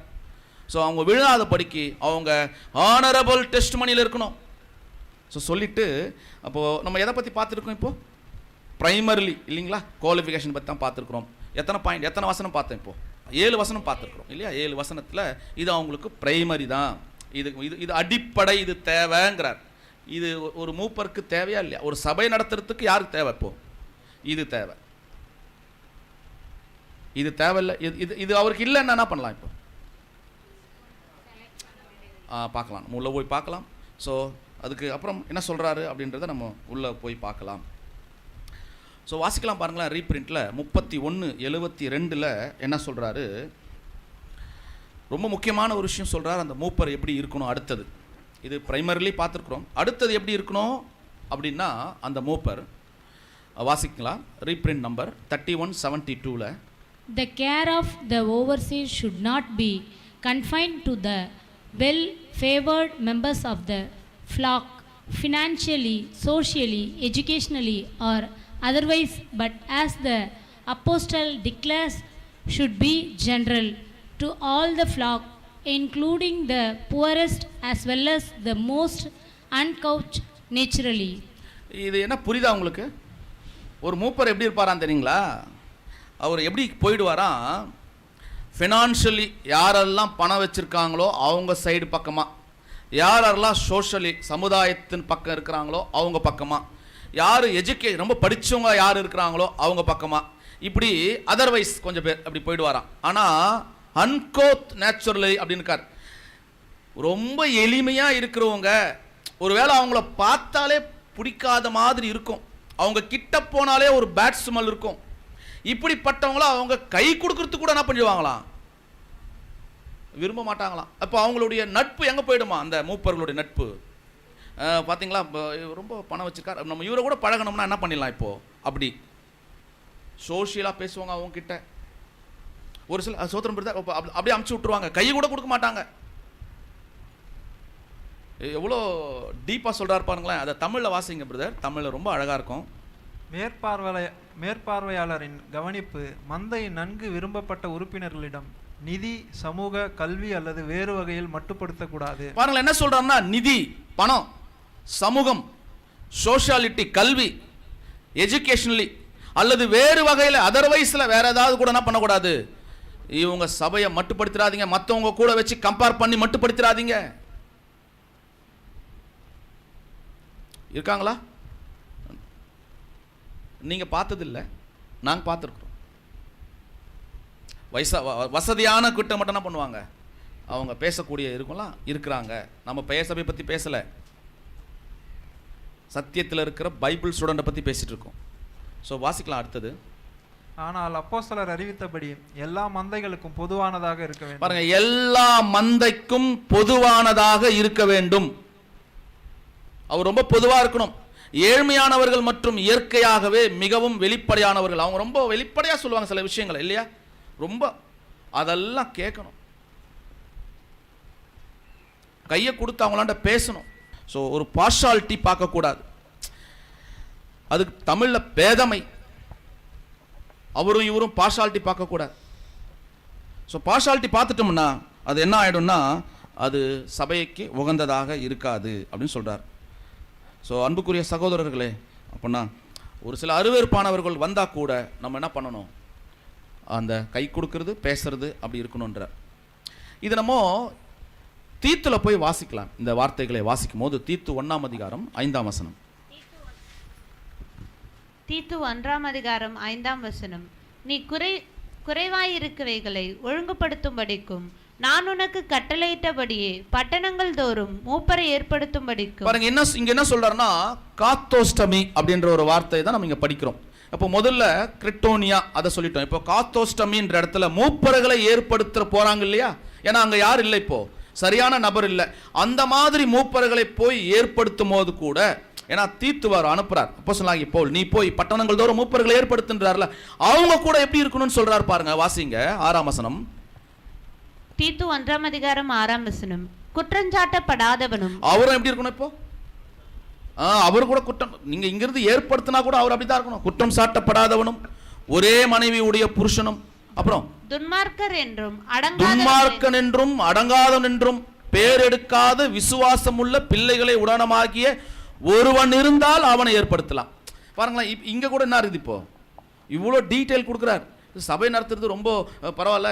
பிரதர் நீங்க ரொம்ப நல்லா, போன வாரம் நல்லா சேர் போட்டிங்க பிரதர், இந்த வாரம் நல்லா பெருக்கினீங்க பிரதர், பிரதர் நீங்க நல்ல சப்ஜெக்ட் பேசியிருக்கீங்க, நீங்க தான் மூப்பர். அப்படியா? இன்னைக்கு சபை எப்படி ஆயிடுச்சு? இப்போ அவருக்கு செட்டப் பண்ணி வந்தார்னா அவர் மூப்பர், அவர் செட்டப் பண்ணி வரலன்னா நீ இல்லப்பா நீ தான். இது இல்லை இல்லை, பாருங்க எப்படி இருக்கு பாருங்களேன். அப்போ இப்படித்தான் பாருங்களேன், சபையிலேயே மூப்பரை தேர்ந்தெடுத்தாலும் இல்லை, இன்னொரு பட்டணங்கள்ல மூப்பர் இல்லை, அங்க தகுதியானவர்கள் இல்லைன்னா கூட இங்கிருந்து நீங்க ஏற்படுத்தினா கூட யார் தான் ஏற்படுத்தணும், குற்றம் சாட்டப்படாத இருக்கணும். அவர் ஒரே புருஷன் மனைவி, ஒரே மனைவியுடைய புருஷனா இருக்கணும். துன்மார்க்கன் என்று அடங்காதென்றும் பேர் எடுக்காத விசுவாசம் உள்ள பிள்ளைகள் உடையவனாகிய ஒருவன் இருந்தால் அவனையே ஏற்படுத்தணும். ஸோ 7ஆம் வசனம் சொல்றார், வாசிக்கலாம். தீத்து 1ஆம் அதிகாரம் 7ஆம் வசனம். ஏனெனில் கண்காணியானவன் தேவனுடைய உக்கிரக்காரனுக்கு ஏற்ற விதமாய் குற்றஞ்சாட்டப்படாதவனும் தன் இஷ்டப்படி செய்யாதவனும் முற்கோபம் இல்லாதவனும் மதுபானம் பிரியமில்லாதவனும் அடியாதவனும் இழிவான ஆதாயத்தை இச்சியாதவனும். பாருங்களேன், இங்கே கிளியர் பண்ணிட்டாரு. கண்காணியானவன் தேவனுடைய, ஏனெனில் அப்படின்னா ஏன் தெரியுமா அப்படி இருக்கணும், அவரு ஏற்படுத்துறவர் கூட தேவனுடைய உக்கிரான காரணத்துக்கு ஏற்ற விதமாய் குற்றம் சாட்டப்படாதவனா இருக்கணும்.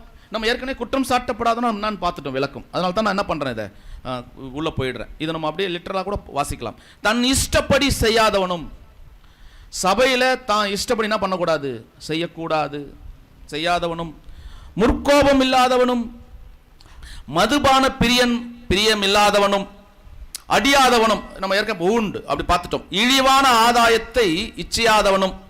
ஒரு இழிவான ஆதாயம் ஒன்று வரும், அதை போய் என்ன பண்ணக்கூடாது, நமக்கு ஏத்த மாதிரி எடுத்துக்க கூடாது. 8ஆம் வசனம் வாசிக்கலாம். தீத்து 1ஆம் அதிகாரம் 8ஆம் வசனம். அந்நியரை உபசரிக்கிறவனும் நல்லோர் மேலும் பிரியமுள்ளவனும் தெளிந்த புத்தி உள்ளவனும் நீதிமானும் பரிசுத்தவானும் இச்சையடக்கம் உள்ளவனும். பாருங்க, இதெல்லாம் பார்த்துட்டோம். அவன் உபசரிக்கிறவனா இருக்கணும், நல்லோர் மேல பிரியமுள்ளவனா இருக்கணும், தெளிந்த புத்தி உள்ளவனா இருக்கணும். ஏற்கனவே பார்த்தோம், விழிப்புள்ளவங்களா, தெளிந்த புத்திவனா, ஏன்னா சவுண்ட் ஆஃப் மைண்ட் அப்படின்னு பார்த்தோம் இல்லையா.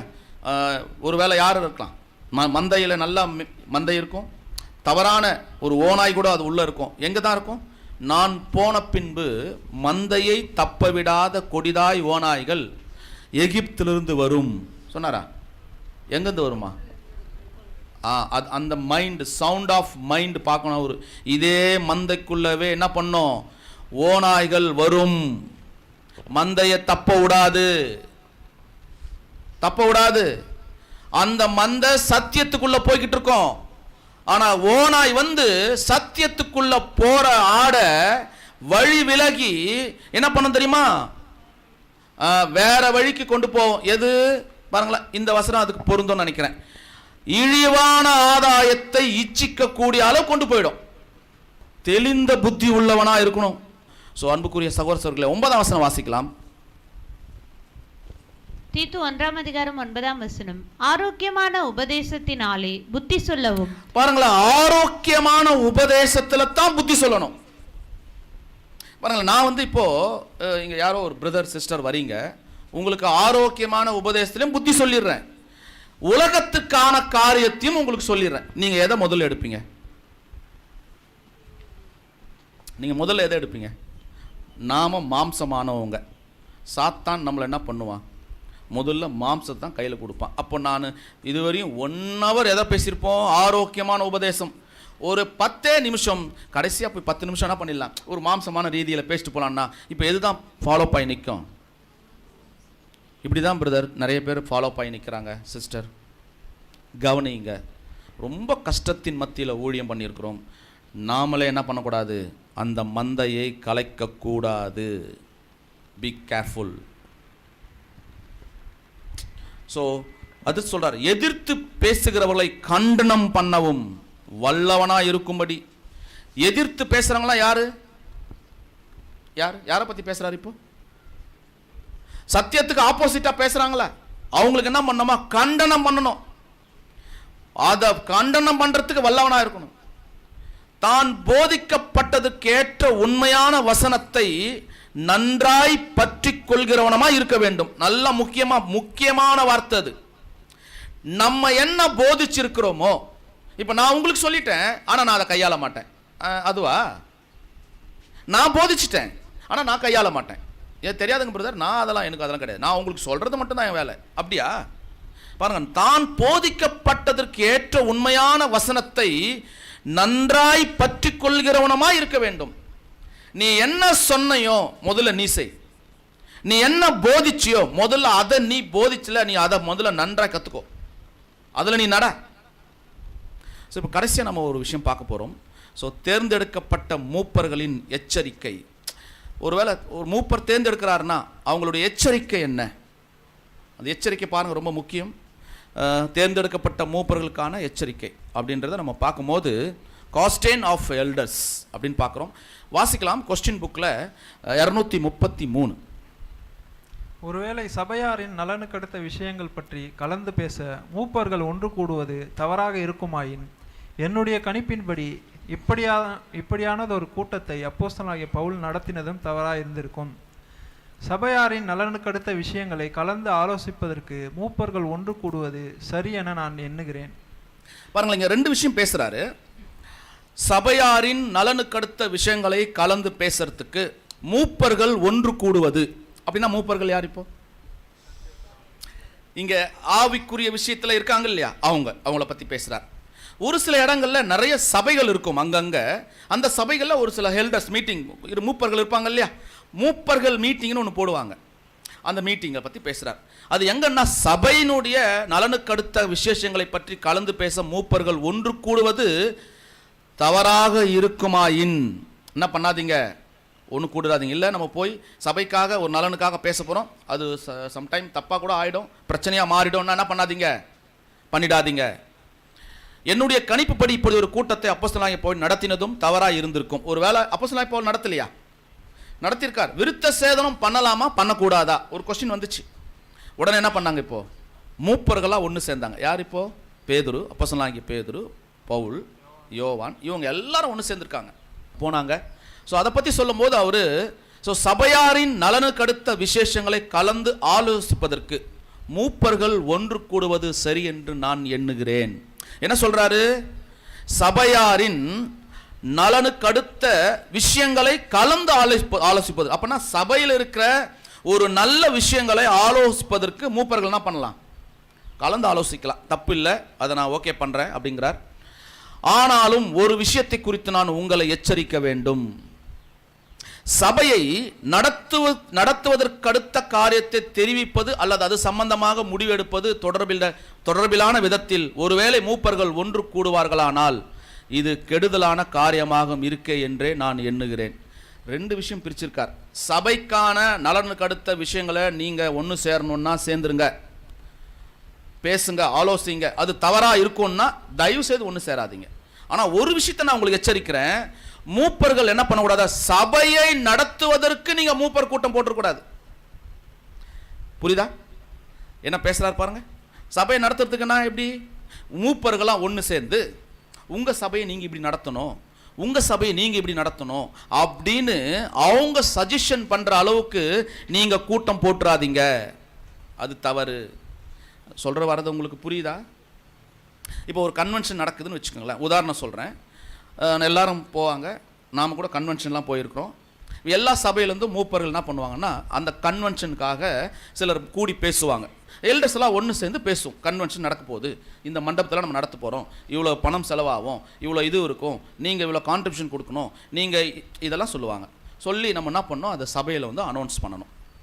இதை தான் பண்ணாதீங்கன்றார். இது தவறு. நீங்க சபை நடத்துவதற்கான விசேஷமான ஒரு கூட்டத்தை ஏற்படுத்தாதீங்க. முதல்ல சபையில உட்கார்ந்து அடுத்த மாசத்துல கன்வென்ஷன் நடக்க போகுது, அதற்காக எல்டர் மீட்டிங்க்கு இப்போ நாங்கள் போக வேண்டியிருக்கு.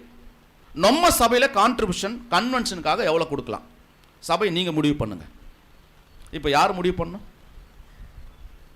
பிரதர் நம்ம ஒரு 50,000 கொடுக்கலாம், பிரதர் நம்ம ஒரு 10,000 கொடுக்கலாம் அப்படின்னு சபை முடிவு பண்ணிட்டோம்.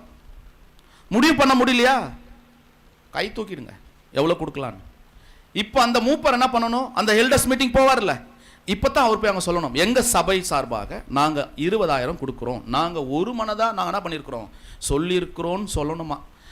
அங்கே போய் மீட்டிங்கில் உங்கள் சபைக்கு 50,000, இந்த சபைக்கு 20,000, அந்த சபைக்கு 30,000 சொல்லி அதை வந்து சபையில் அறிவிப்பாக கொடுக்கக்கூடாது. அந்த மாதிரி சபை நடத்துறதுக்கு நீங்க ஒரு கூட்டம் போட்டிடாதீங்கன்றார். புரிஞ்சுச்சிங்களா? என்ன பாயிண்ட் கொடுக்குறாரு பாருங்க. இன்னைக்கு எல்லாரும் அப்படிதான் பண்ணிருக்கிறாங்க. இப்போ அன்புக்குரிய சகோதரர்களே, இன்னொரு விஷயம் சொல்றார், ரொம்ப முக்கியமான ஒரு விஷயம். ஒரு சபையினுடைய எல்டரை, சபையால் தீர்மானிக்கப்பட்டு அங்கீகரிக்கப்பட்ட ஒரு எல்டரை ஒரு எல்டர் மீட்டிங்ல போயிட்டு அந்த எல்டரை தகுதி நீக்கம் பண்றதுக்கு அந்த எல்டர் மீட்டிங்க்கு தகுதி இல்லை. நீங்க அடுத்தது படிக்கும் போது பாருங்களேன், ரெண்டு விஷயம் சொல்றார் பாருங்களேன். அந்த அந்த இது வேற காரியமாகும். அங்கிருந்து படிங்க பிரதர். இது வேற காரியமாகும். சபையாரின் நலனுக்கு அடுத்த விஷயங்கள் முதலானவைகள் குறித்து சிந்திப்பதற்கு ஒன்று கூடுவதும் மற்றும் பின்னர் சபையை நடத்துவதற்கு அடுத்தவைகளை மேற்கொள்ளப்படும் முற்படும் விஷயமும் இரு வேறுபட்ட காரியங்களாக. ரெண்டுமே வேறுபட்ட காரியம், ரெண்டு ஒண்ணு இல்லை. சபையோடைய விசேஷங்கள், நன்மைக்கான காரியம், நலனுக்கு அடுத்த காரியத்தை செய்யறதும் சபை நடத்துவதற்கான காரியத்தை செய்யறதும் ரெண்டும் ஒண்ணு இல்லை, வேறுபட்ட காரியங்கள். மூப்பர்கள் ஒன்று கூடுவதற்கான வாய்ப்பு வருகின்றது என வைத்துக் கொள்ளுங்கள். சந்தோஷம், நல்லது, ஒன்று கூடுங்க, நோ ப்ராப்ளம். மூப்பர்கள் கனவின்படி சபையாருக்கு நலமா இருக்கும். நீங்க ஒன்று கூடி சபையினுடைய நலனுக்காக எதனா எடுங்க, நோ ப்ராப்ளம். ஆனா என்ன பண்ணிடாதீங்க, சபை நடத்துறதுக்கான விஷயத்தை பண்ணிடாதீங்க. அப்படின்னா ஒரு சபையில ஒரு மூப்பர் யார் எடுப்பா? அன்புக்குரிய சகோதர சகோதரிகளே, ஒரு சபையில மூப்பர் யார் எடுக்கணும்?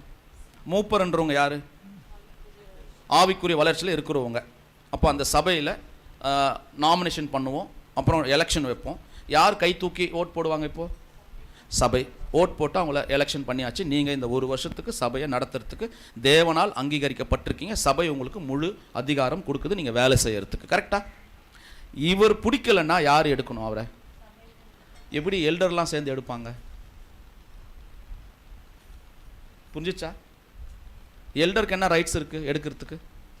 ஒரு எல்டர்ஸ் மீட்டிங்ல இன்னொரு எல்டரை எடுக்கிறதுக்கு அவங்களுக்கு என்ன ரைட்ஸ் இருக்கு? யார் அந்த ரைட்ஸ் கொடுத்தா? நம்மளுடைய மூத்த சகோதரர் ரசல் பிரதர் அதுக்கான எங்கேயாவது பதிவு கொடுத்துருக்காரா? ரீபிரிண்ட்ல இருக்கா? எங்கேயாவது வால்யூம்ல இருக்கா? சொல்லியிருக்காரா? பாருங்க, இது நடந்துகிட்டு இருக்கு. இது தவறு, அதை தான் அவர் தவறுன்னு சொல்றார். ஸோ இதை பற்றி பார்த்துட்டோம். இன்னொரு முக்கியமான விஷயத்தை பார்த்துட்டு இந்த பாடத்தை நம்ம முடிக்கலாம்.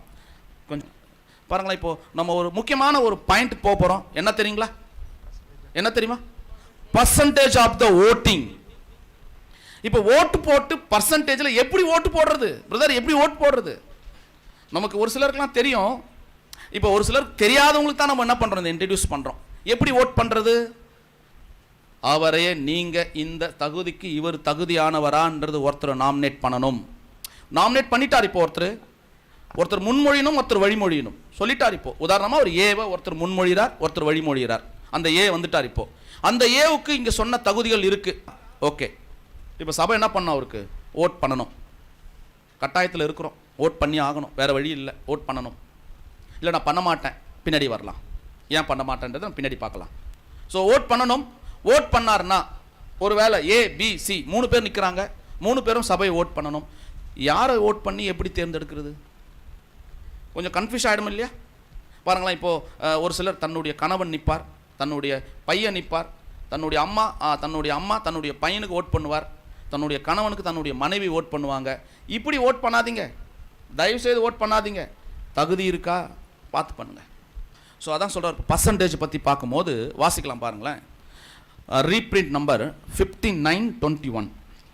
Each member of the class has full liberty to express his conviction at opportune times, especially at election time. என்ன சொல்றாருன்னா, each member of the class, ஒவ்வொரு சபையும் என்ன பண்ணுமா, கண்டிப்பா எலெக்ஷன் டைம்ல என்ன பண்ணவங்க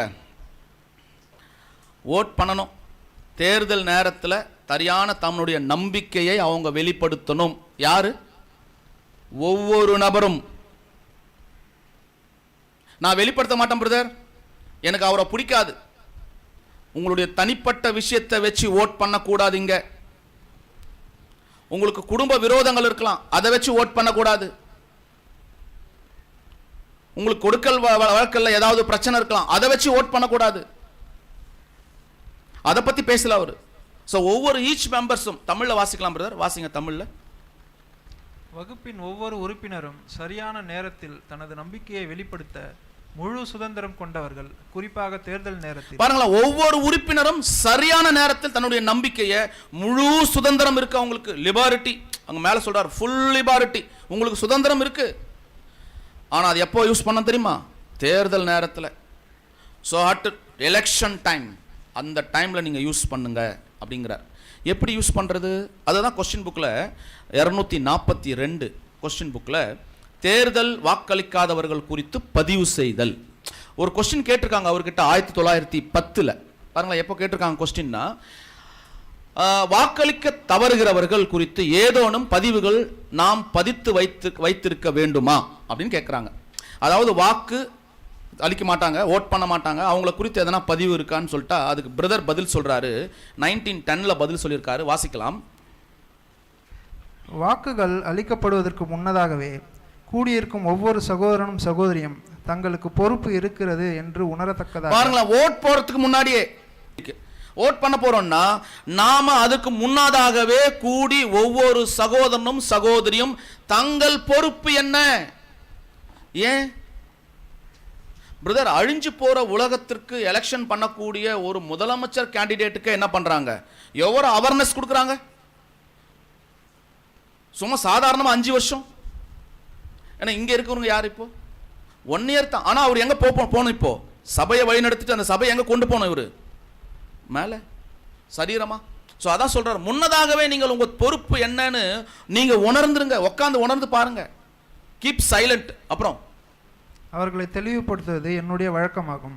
அது என்னவெனில், முன்மொழியப்பட்டிருப்பவருக்கு எதிராக அல்லது ஆதரவாக வாக்கு விஷயத்தில் செயல்படுவதற்குரிய பொறுப்பு தங்களுக்கு இருக்கிறது என்று அவர்கள் உணர வேண்டும். ஏன் கிளியர் பண்றா? நம்ம ஒரு வரியா போலாம். ஒருவேளை வாக்கு அந்த இருக்கிறார் இல்லையா, அது என்ன சொல்றாருன்னா, முன்மொழியப்பட்டிருக்கிறார் யாரோ ஒருத்தர், இவரை மூப்பராக நாங்கள் முன்மொழிகிறோம் அப்படின்னு சொல்லியிருப்பார். அவருக்கு ஓட் போடுறதுக்கு அவருக்கு ஆதரவாகவோ அல்லது அவருக்கு எதிராகவோ ஓட் பண்றதுக்கு அவருக்கு என்ன இருக்கு? முழு உரிமை இருக்கு. நல்லா கவனமாக கேட்கணும். நம்ம முக்கியமான பாயிண்ட்டுக்கு வரோம். ரொம்ப முழு உரிமை இருக்குது, அவருக்கு எதிராக ஓட் போடலாம். ஏன்னா அவர் அந்த கேரக்டர் இல்லைன்னா என்ன பண்ணலாம், ஓட் போடாமல் இருக்கலாம், தப்பு இல்லை.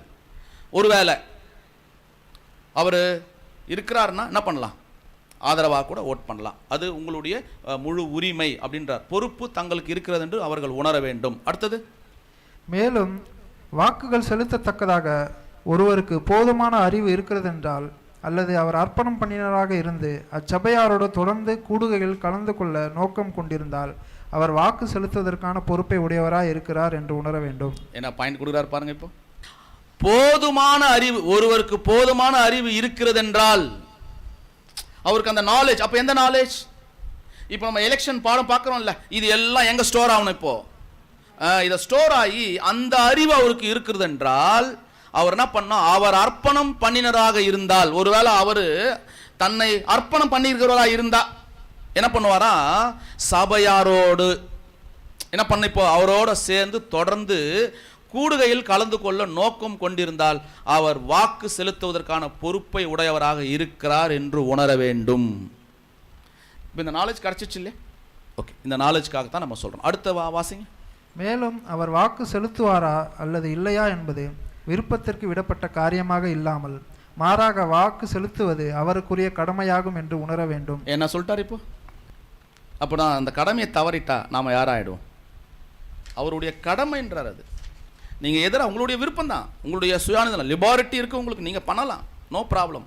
ஆனால் சபையாரோடு நீங்கள் உங்களுக்கு அறிவு இருக்கும்னா, அந்த நாலேஜ் இருக்கும்னா நீங்கள் அந்த அறிவோட என்ன பண்ணணும், சபையாரோடு சேர்ந்து நீங்கள் பண்ணணும். ஏன் இது இந்த வார்த்தையை நம்ம பின்னாடி இப்போ திருப்பி ரீகால் பண்ணலாம் பாருங்கள். சொல்லிட்டு அது உங்கள் ரொம்ப முக்கியம், அதை நீங்கள் கடமைன்னு சொல்கிறார். அடுத்த வார்த்தையை படிங்க.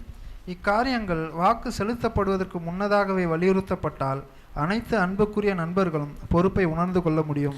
பாருங்களேன், இப்போ என்ன சொல்ற, இக்காரியங்கள் வாக்கு செலுத்தப்படுவதற்கு முன்னாடியே, இப்போ நம்ம என்ன பண்ணிட்டோம், இப்போ எல்லாத்தையுமே முன்னாடியே கிளாஸ் பண்றோம். செலுத்தப்படுவதும் அவங்க முன்னாடி உணர்றதுக்கு வசதியாக இருக்கும். அன்புக்குரிய நண்பர்களும் பொறுப்பை உணர்ந்து கொள்ள முடியும். இப்போ பொறுப்பை உணர முடியுமா? ஓட் பண்ணும்போது கட்டாயம் உணர முடியும். சொல்லிட்டு அடுத்து சொல்றாரு பாருங்க, வெகு சிலரே பின்வாங்குவதற்கு முயற்சிப்பார்கள், இது முன்னதாகவே மிக தெளிவாக தெரிவிக்கப்பட வேண்டும். இது முன்னாடியே தெளிவாக சொல்லிடணும். ஸோ அடுத்தது அதான் சொல்றாரு, வாசிக்கலாம். கூடுமான மட்டும் தேர்ந்தெடுத்தல். பிரதர், இது வந்து கொஸ்டின் புக் 242, இது கொஸ்டின் புக் வந்து 255 சொல்றாரு. கூடுமான மட்டும் தேர்ந்தெடுத்தலானது ஏக மனதுடன் காணப்பட வேண்டும் என்பதும் ஒரு சகோதரனுக்கு சபையா. பாருங்களேன் எப்படி இருக்கணும்னா, ஒருவேளை நீங்க ஓட் பண்றது ஓட் பண்ணி தான் எடுக்கணுமா அப்படின்னு கேட்டிங்கன்னா, இல்லை அது ஏகமனதா இருந்தா நல்லா இருக்கும் அப்படிங்கிறார். ஏகமனது, அது ஆங்கிலத்தில் ஒரு வார்த்தை யூஸ் பண்றார், அனானிசம் அப்படின்றார் இல்லைங்களா? ஏகமனதோடு அவர் வாக் பண்ணினார்னா, ஓட் பண்ணாங்கன்னா அது ரொம்ப நல்லா இருக்கும். ஒருவேளை அந்த சகோதரனுக்கு ஏகமனதா இல்லைன்னா, வாசிங்க பிரதர். அது ஒரு சகோதரனுக்கு சபையாரில் 75 அல்லது இதற்கும் அதிகமான சதவீதமானவர்கள் ஆதரவு கொடுக்காத பட்சத்தில் அந்த ஊழியத்தினை பணியினை அவர் ஏற்றுக்கொள்வது ஞானமற்றதா இருக்கும். என்ன சொல்றார் புரியுதா பாருங்க. முதல்ல படிச்சிடலாம், நான் அப்புறம் விளக்குறேன் உங்களுக்கு. படிச்சிருங்க பிரதர். ஞானமற்றதா இருக்கும் என்பதும் தான் எங்களுடைய கருத்தாக இருந்தது. இது நிமித்தம் 25 அல்லது 30% காணப்படும் சிறுபான்மையானவர்கள் சபையாருக்கு தடங்கல் செய்யவும் மற்றும் தேர்ந்தெடுத்தலை தடை பண்ணவும் தைரியம் ஊட்டப்பட வேண்டும் என்ற அர்த்தத்தில் நாங்கள் சொல்லுகிறோம் என்றாகாது. அடுத்தது படி. சரியாக சொல்ல வேண்டுமெனில் அன்பானது மற்றவர்களின் உணர்வுகளையும் கருத்தில் எடுத்துக்கொள்ள வேண்டும் என்று வலியுறுத்தும் தருணங்களை தவிர மற்றபடி சபையில் ஒரு வாக்கில் பெரும்பான்மையானவர்கள் காணப்படுபவர்களே எந்த காரியத்தையும் தீர்மானிக்கின்றவர்களாக இருப்பார்கள்.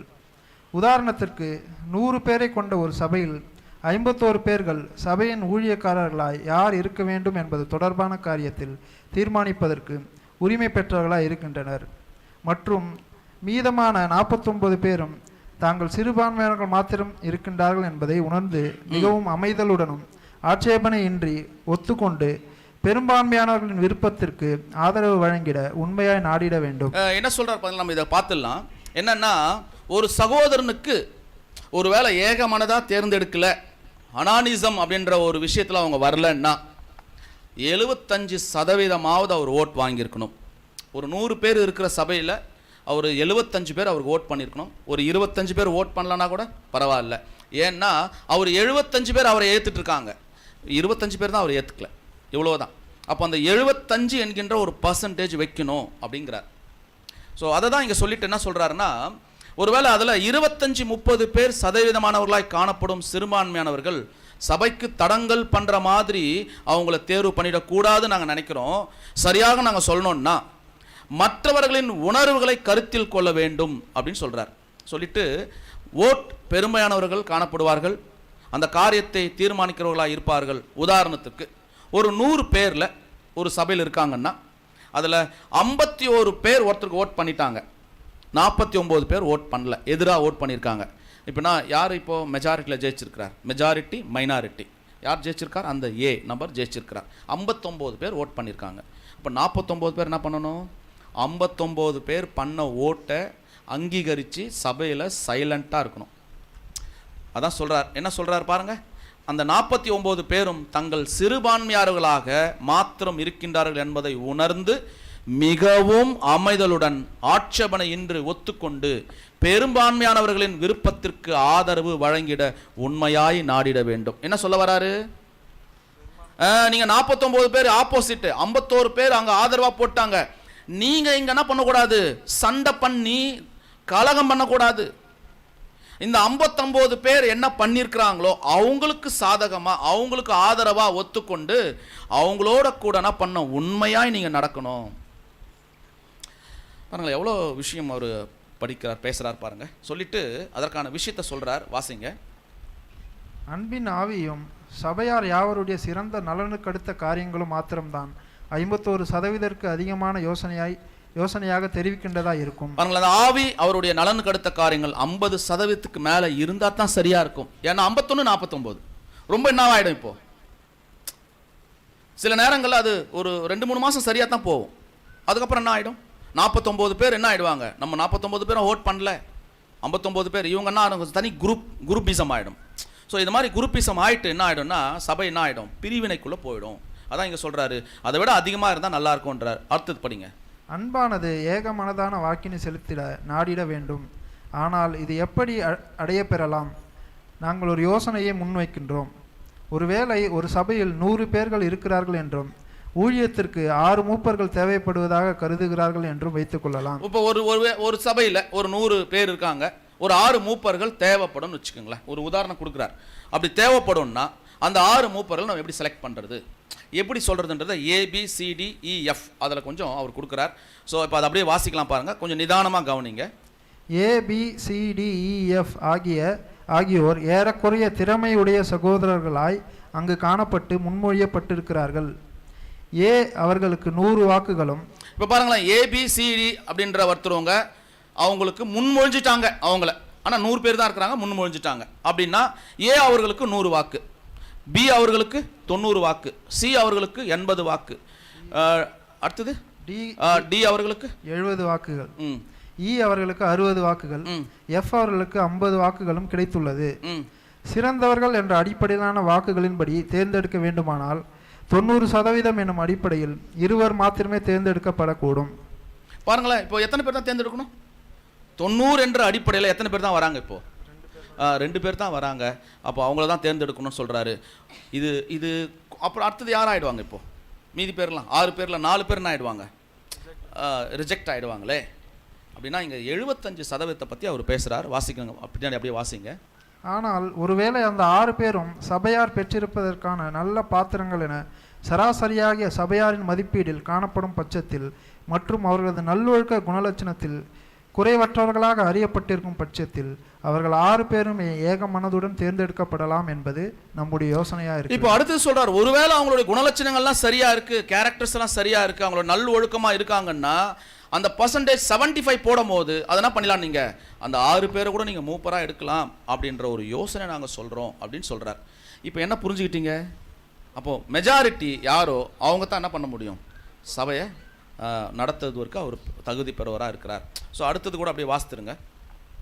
நமது கர்த்தர் இது போலவே அடைய வேண்டிய ஒரு பூர்ணமான நிலையினை பரலோகத்திற்குள்ள உங்கள் பிதா பூரண சர்க்குணராக இருக்கிறது போல நீங்களும் பூரண சர்க்குணராக இருக்க கடவீர்கள் என்று கூறின போது நமக்கு முன் வைத்தவரானார். தேவன் பூரண சர்க்குணராக இருப்பது போன்று யார் பூரண சர்க்குணராக இருக்கின்றனர்? நீதிமான் ஒருவனாகிலும் இல்லை.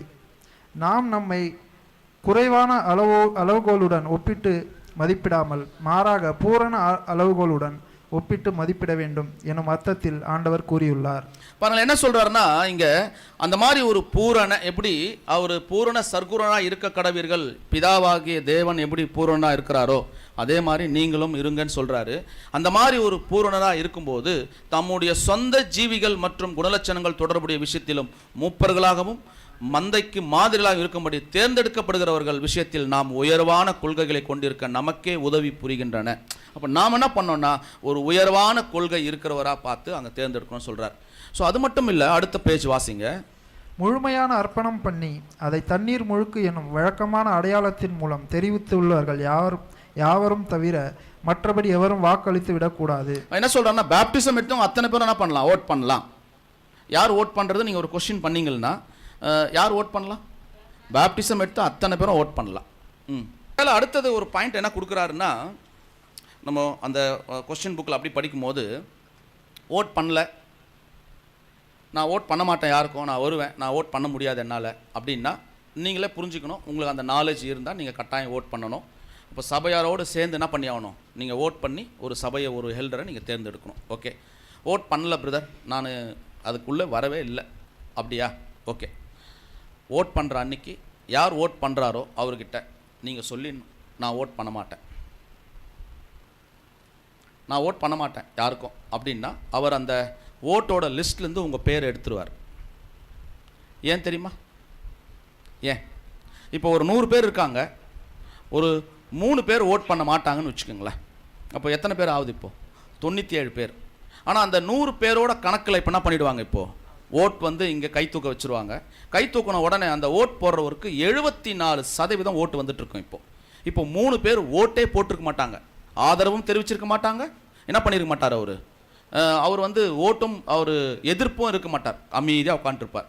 அப்படின்னா பர்சன்டேஜில் என்ன ஆகுது, இப்போது இடிக்குது. இப்போ 97 பேருன்னா 97 பேருக்கு 75% என்ன ஆகிடும், இப்போ வந்துடும் அந்த 3 பேரை தவிர்த்தா. ஏன்னா ஒரு ஆள் கூட ஓட் பண்ணா, இப்போ 74 பேர் ஓட் பண்ணியாச்சு, 75% யார் ஓட் போட்டால் சரியாக இருக்கும்? இப்போது ஒருத்தர் ஓட் போட்டால் கரெக்டாக இருக்கும். இப்போ அந்த ஒருத்தர் ஓட் போட்டார்னா 75% ஓகே, இவர் தான் சபையோட ஹெல்டர் நம்ம சொல்லலாம். இந்த 3 பேர் ஓட் போடாதனால நம்ம 100ன்னு கணக்கு எடுத்து 74க்குள்ளே வந்தால் என்னவா மாறிடும்? இப்போது மீதி இருக்கிற இந்த 74 பேர் அவரை ஓட் பண்ணி தேர்ந்தெடுத்திருக்காங்கல்ல, அதுவே முறையானதாக இல்லைன்னு கணக்கில் வந்துடும். பாருங்களேன், அப்போ 97 போட்டுங்களா, 74 இல்லை 73 வந்தால் கூட அவர் என்ன ஆகிடுவார், எலிஜிபிள் ஆகிடுவார். அதனால தான் ஓட் பண்ணாதவங்க நீங்கள் முன்னாடியே வந்து நான் ஓட் பண்ண மாட்டேன் அப்படின்னு சொல்லிடலாம். அப்படி சொல்கிறவங்க யார் சொல்லிட்டார், அதான் நீங்கள் அதை மைண்டில் வச்சுக்கணும். அவர் சபைக்கு வந்து என்னன்னா வளர்ச்சி அற்றவர்கள், ஆற்றல் அற்றவர்களாக இருக்கிறாங்கன்னு அர்த்தம் அப்படின்னு சொல்கிறார். ஸோ இதுதான் நம்ம அவங்க சொல்லிட்டு முடிக்கிறார். ஸோ அப்போது நம்ம ஓட் பண்ணோமா வேணாமா? ஸோ இந்த மாதிரி ஒரு சூழ்நிலையில் தான் நம்ம ஹெல்டரை தேர்ந்தெடுக்கணும். பிரதர், அப்போ மூப்பர் தேர்ந்தெடுக்கிறது எவ்வளோ பெரிய கஷ்டம் தானே, ரொம்ப எவ்வளோ நடைமுறைகள் இருக்குது. இதை தான் சிலர் செய்ய மாட்டேன்றாங்க. இவ்வளோ நடைமுறைகள் இருக்காது, நீ தான் மூப்பர், நீ இதுக்கு மூப்பர், இது இந்த கிளை சபை உனக்கு, இந்த கிளை சபை உனக்கு அப்படி என்ன பண்ணிடுறாங்க. இப்போது சபை ஒன்றா கிளை கிளையாக இருக்குமா? இப்போ பாருங்கள் என்ன சொல்கிறாங்க, இப்போது 14 கிளை சபை இருக்குது எங்களுக்குன்றாங்க. கரெக்டாக பாருங்கள், அது கிளை சபையா? இப்போ இது பிரான்ச் இருக்குதா? ஏசு தலை, நம்ம வந்து சபை சரீரம், இதுக்கு பிரான்ச் வந்து இங்கே கொஞ்சம் இருக்குது, அங்கே கொஞ்சம் இருக்குதா? இல்லை. ஸோ அதை பார்த்துக்கணும். ஸோ இன்னொரு விஷயத்தை பார்த்து ஒரு ரீப்ரிண்ட் மட்டும் பார்த்து நம்ம இந்த சப்ஜெக்டை முடிக்கலாம். வாசிக்கலாம். Reprint number 5920. The classes should seek to avoid captiousness and fault finding. They should esteem the spirit of the Lord, the spirit of devotion, the knowledge of the truth and talents for its presentation. இது யாரை பற்றி சொல்லுது? இப்போ ஒரு சபையில் ஒரு மூப்பர் வந்துட்டார். The classes should seek to avoid. அவரை என்ன பண்ணுறோன்னா, ரொம்ப சில விஷயங்களை அவரை பண்ணுறோம். என்ன பண்ணுறோம்? சின்ன சின்ன விஷயங்கள், குறை கண்டுபிடிக்கிறது, குற்றம் கண்டுபிடிக்கிறது. அவர் என்ன பண்ணுறோம், அப்பப்போ அவரை குத்திக்கிட்டே இருக்கோம். என்ன குத்திக்கிட்டு இருக்கோம்? நீங்கள் இப்படி பண்ணுறீங்க, நீங்கள் அப்படி பண்ணுறீங்க, ஊழியத்தின் நிமித்தம் சின்ன சின்ன குறைகளை பார்க்காம பரிசுத்த ஆவினுடைய கண்காணியோட அந்த விஷயத்தில் நம்ம ஓட் பண்ணுறவங்க அவருடைய டேலண்ட்டை தான் பார்க்கணும். Truth and talent for this presentation. அவருடைய விஷயத்தை தான் நம்ம பார்க்கணும். இது தமிழ் வேணா படிங்க பிரதர். சிறைப்பிடிப்பு மற்றும் தவறு செய்வதை தவிர்க்க வகுப்புகள் முயல வேண்டும். அவர்கள் கர்த்தருடைய ஆவியையும் பக்தியின் ஆவியையும் சத்தியத்தின் ஆவியையும் அதை வழங்குவதற்கான திறமைகளும் மதிக்க வேண்டும். பாருங்களேன் என்ன சொல்றாருன்னா, இங்க நீங்க என்ன பண்ணணும்னா சிறைப்பிடிப்பு மற்றும் தவறு செய்வதை தவிர்க்க அந்த எக்லிஷா முயல வேண்டும். அடுத்தது அவர்கள் கர்த்தருடைய ஆவியும் பக்தியின் ஆவியும் சத்தியத்தின் அறிவையும் அதை வழங்குவதற்கான திறமைகளையும் மதிக்க வேண்டும். ஒரு எக்லிஷால ஒரு ஹெல்டரை நம்ம நியமனம் பண்ணிட்டோம். ஒருவேளை ஓட் பண்ணாதவங்க என்ன பண்ணக்கூடாதுன்னா குறைகளை கண்டுபிடிக்கக்கூடாது. அல்லது ஓட் பண்ணவங்க கூட என்ன பண்ணக்கூடாது, இப்போ அந்த எக்லிஷால இருக்கிற மூப்பர் தன்னுடைய தாளந்துகளை தன்னுடைய ஆவியை எல்லாத்தையும் அவர் வெளிப்படுத்துறார். அவர் வெளிப்படுத்தும் போது நீங்கள் ஒரு வேலை அந்த டேலண்ட்ஸை அவருடைய நாலேஜை எல்லாத்தையும் அவர் வெளிப்படுத்துகிறார். அதை வெளிப்படுத்தும் போது நீங்கள் என்ன பண்ணுறீங்கன்னா, நம்ம குற்றம் கண்டுபிடிக்கிறவங்களா இருக்கிறோம், குற்றம் கண்டுபிடிக்கிறோம், சில வார்த்தைகளை கடுமையாக பேசுகிறோம், பார்த்தீங்களா டிக்டேட் பண்ணுறோம். இப்போ ஒரு சகோதரர் இங்கேருந்து ஒரு சபை மூப்பர் பேசிட்டார்னு வச்சுக்கோங்களேன், உடனே அங்கேருந்து 2 பேரும் சைக்கிள் ஆக்ஷனில் பேசிக்கிட்டு சபை முடிஞ்ச உடனே என்ன பண்ணுறாங்க, இப்போ பார்த்தீங்களா அவர் பேசியிருக்காரு அப்படின்னு அங்கே போய் சொல்லிட்டு என்ன பண்ணுறாரு, இப்போ டிக்டேட் பண்ணுறார். பாருங்களா, இது இருக்கா இந்த சப்ஜெக்ட்? பார்த்தீங்களா என்ன பேசியிருக்கார் பார். இந்த குற்றம், இந்த மாதிரி ஒரு குற்றத்தை கண்டுபிடிச்சி அந்த குற்றத்தை பெருசாக ஊதி என்ன பண்ணுறது. அவர் நிறைய விஷயம் பேசியிருப்பார், அதை பற்றி சொல்கிறது இல்லை. ஆனால் இந்த சின்ன சின்ன விஷயங்களை நூல் பிடிச்சி பார்த்து குறை கண்டுபிடிச்சி மனப்பான்மை உள்ளவராக இருப்பாங்க. அந்த மாதிரி நாம் இருக்கும்போது அப்படிப்பட்ட மூப்பருடைய டேலண்ட்டை தான் நம்ம பார்க்கணும். அதை விட்டுட்டு நம்ம எதை பார்த்துடுறோம்னா அவருடைய குறைகளை பார்க்கணும். ஸோ மைனாரிட்டியாக இருக்கிறவங்க தயவு செய்து நீங்கள் அதை பண்ணிடாதீங்க. சபையில் கலகம் பண்ணி திசை திருப்பி நீங்கள் தூண்டி விடாதீங்க. பாருங்கள் அவர் எப்படி பண்ணிட்டு இருக்காரு பாருங்கள், இவர் எப்படி பண்ணிட்டு இருக்காரு பாருங்கன்னு சொல்லிட்டு என்ன பண்ணாதீங்க, செய்யாதீங்க அப்படின்னு சொல்கிறாரு. ஸோ அப்படி நீங்கள் பண்ணும்போது அந்த மூப்பர் என்ன ஆவார்னா விரக்தி ஆகிடுவார். இந்த ஊழியமே நான் பண்ண முடியாது போல பண்ணக்கூடாது அப்படின்னு போயிடுவார். நான் சொல்கிறது புரியுதுங்களா உங்களுக்கு? ஒரு மைண்டு என்ன ஆகிடும், இப்போது நம்ம இவ்வளோ பண்ணுறோம், அவர் நம்மளை இப்படி சொல்கிறாங்களே அப்படின்ற ஒரு மனநிலைக்குள்ளே போயிடுவார். சார் சிறைப்பிடிப்பு மற்றும் தவறு செய்வதை தவிர்க்க நீங்கள் என்ன பண்ணோம், அவரை போய் சிறைப்பிடிக்கக்கூடாது, அரெஸ்ட் பண்ணுறக்கூடாது. அவர் தவறு செய்வதை தவிர்க்க வகுப்புகள் அதை எக்லிஷா முயல வேண்டும். நீங்கள் அவரை போய் கண்டனம் பண்ணிடாதீங்க. ஸோ அதுதான் இங்கே சொல்கிறாரு, ஒரு விரக்தி ஆகிடும் அவருக்கு. பிரைமரி தான் பார்த்துருக்கணும் இல்லையா குவாலிஃபிகேஷன். இப்போ அது எதை பார்க்கணும், இப்போது செகண்டரிலி பார்க்கணும். ரொம்ப மேன்மையான ஒரு சில விஷயம், விசேஷமான ஒரு என்ன இருக்கு வேணும், இப்போது விசேஷித்த தகுதிகள் வேணும். ஸோ இதெல்லாம் நீங்கள் நோட் பண்ணி வைங்க. நோட் பண்ணி வச்சு சபை ஒரு ஒழுங்குக்குள்ளே போகணுன்னா, ஒரு ஆர்டர்லி இருக்கணும்னா இந்த ஒழுங்கு கட்டாயம் அவசியம் தேவை அப்படின்றத நீங்கள் புரிஞ்சுக்குங்க. பாருங்களேன், நம்மக்கிட்ட இந்த ஒழுங்கு இல்லை. பைபிள் ஸ்டூடெண்ட்டாக உண்மையான சத்தியத்தில் இருக்கிறவங்க கிட்ட இந்த எலெக்ஷன் சம்மந்தப்பட்ட ஒழுங்கு இல்லை. சத்தியமே தெரியாத இருக்கிற பெயர் சபைக்கிட்ட பிசி மெம்பருக்கு ஒரு எலெக்ஷன், பிஷப்புக்கு ஒரு எலெக்ஷன் இருக்கா இல்லையா, ரெவரண்ட்டுக்கு ஒரு எலெக்ஷன், செக்ரட்டரி ட்ரெஷருக்கு ஒரு எலெக்ஷன். ஆனால் அடிச்சுக்கிறாங்க, அது வேறு விஷயம் இல்லைங்களா, அது வேறு விஷயம். ஸோ ஒரு சில சபைகளில் நான் அதையும் சொல்கிறேன் கேட்டுக்குங்க. நம்ம கூட பழகிற ஒரு சில சபைகளில், அதாவது பெயர் சபையில் நம்ம விசுவாச கூட்டத்தார்கிட்ட நீங்கள் எலெக்ஷன் பண்ணுறீங்களான்னு கேட்டால் நாங்கள் எலெக்ஷன் பண்ணுறது இல்லை அப்படின்னு சொல்கிறாங்க. ஏன் பண்ணுறது இல்லைன்னு கேட்டால் ஒரு காரணம் சொல்கிறாங்க, எலெக்ஷன் பண்ணுறதுனால சில பிரச்சனைகள் வருது. இதை தேவனுடைய திட்டத்தின்படி சரியாக பண்ணால் பிரச்சனைகள் வருமா? ஓப்பனாக சொன்னால் பிரச்சனைகள் வருமா? ஒரு சில விஷயத்தை மறைச்சிட்டா அப்போ தான் பிரச்சனை வருது. பாருங்களா, சில இடங்களில் நாமினேஷன் தாக்கல் பண்ணிட்ட பிறகு வீடு வீடாக போய் எனக்கு ஓட்டு போடுங்கன்னு பேசியிருக்காங்க.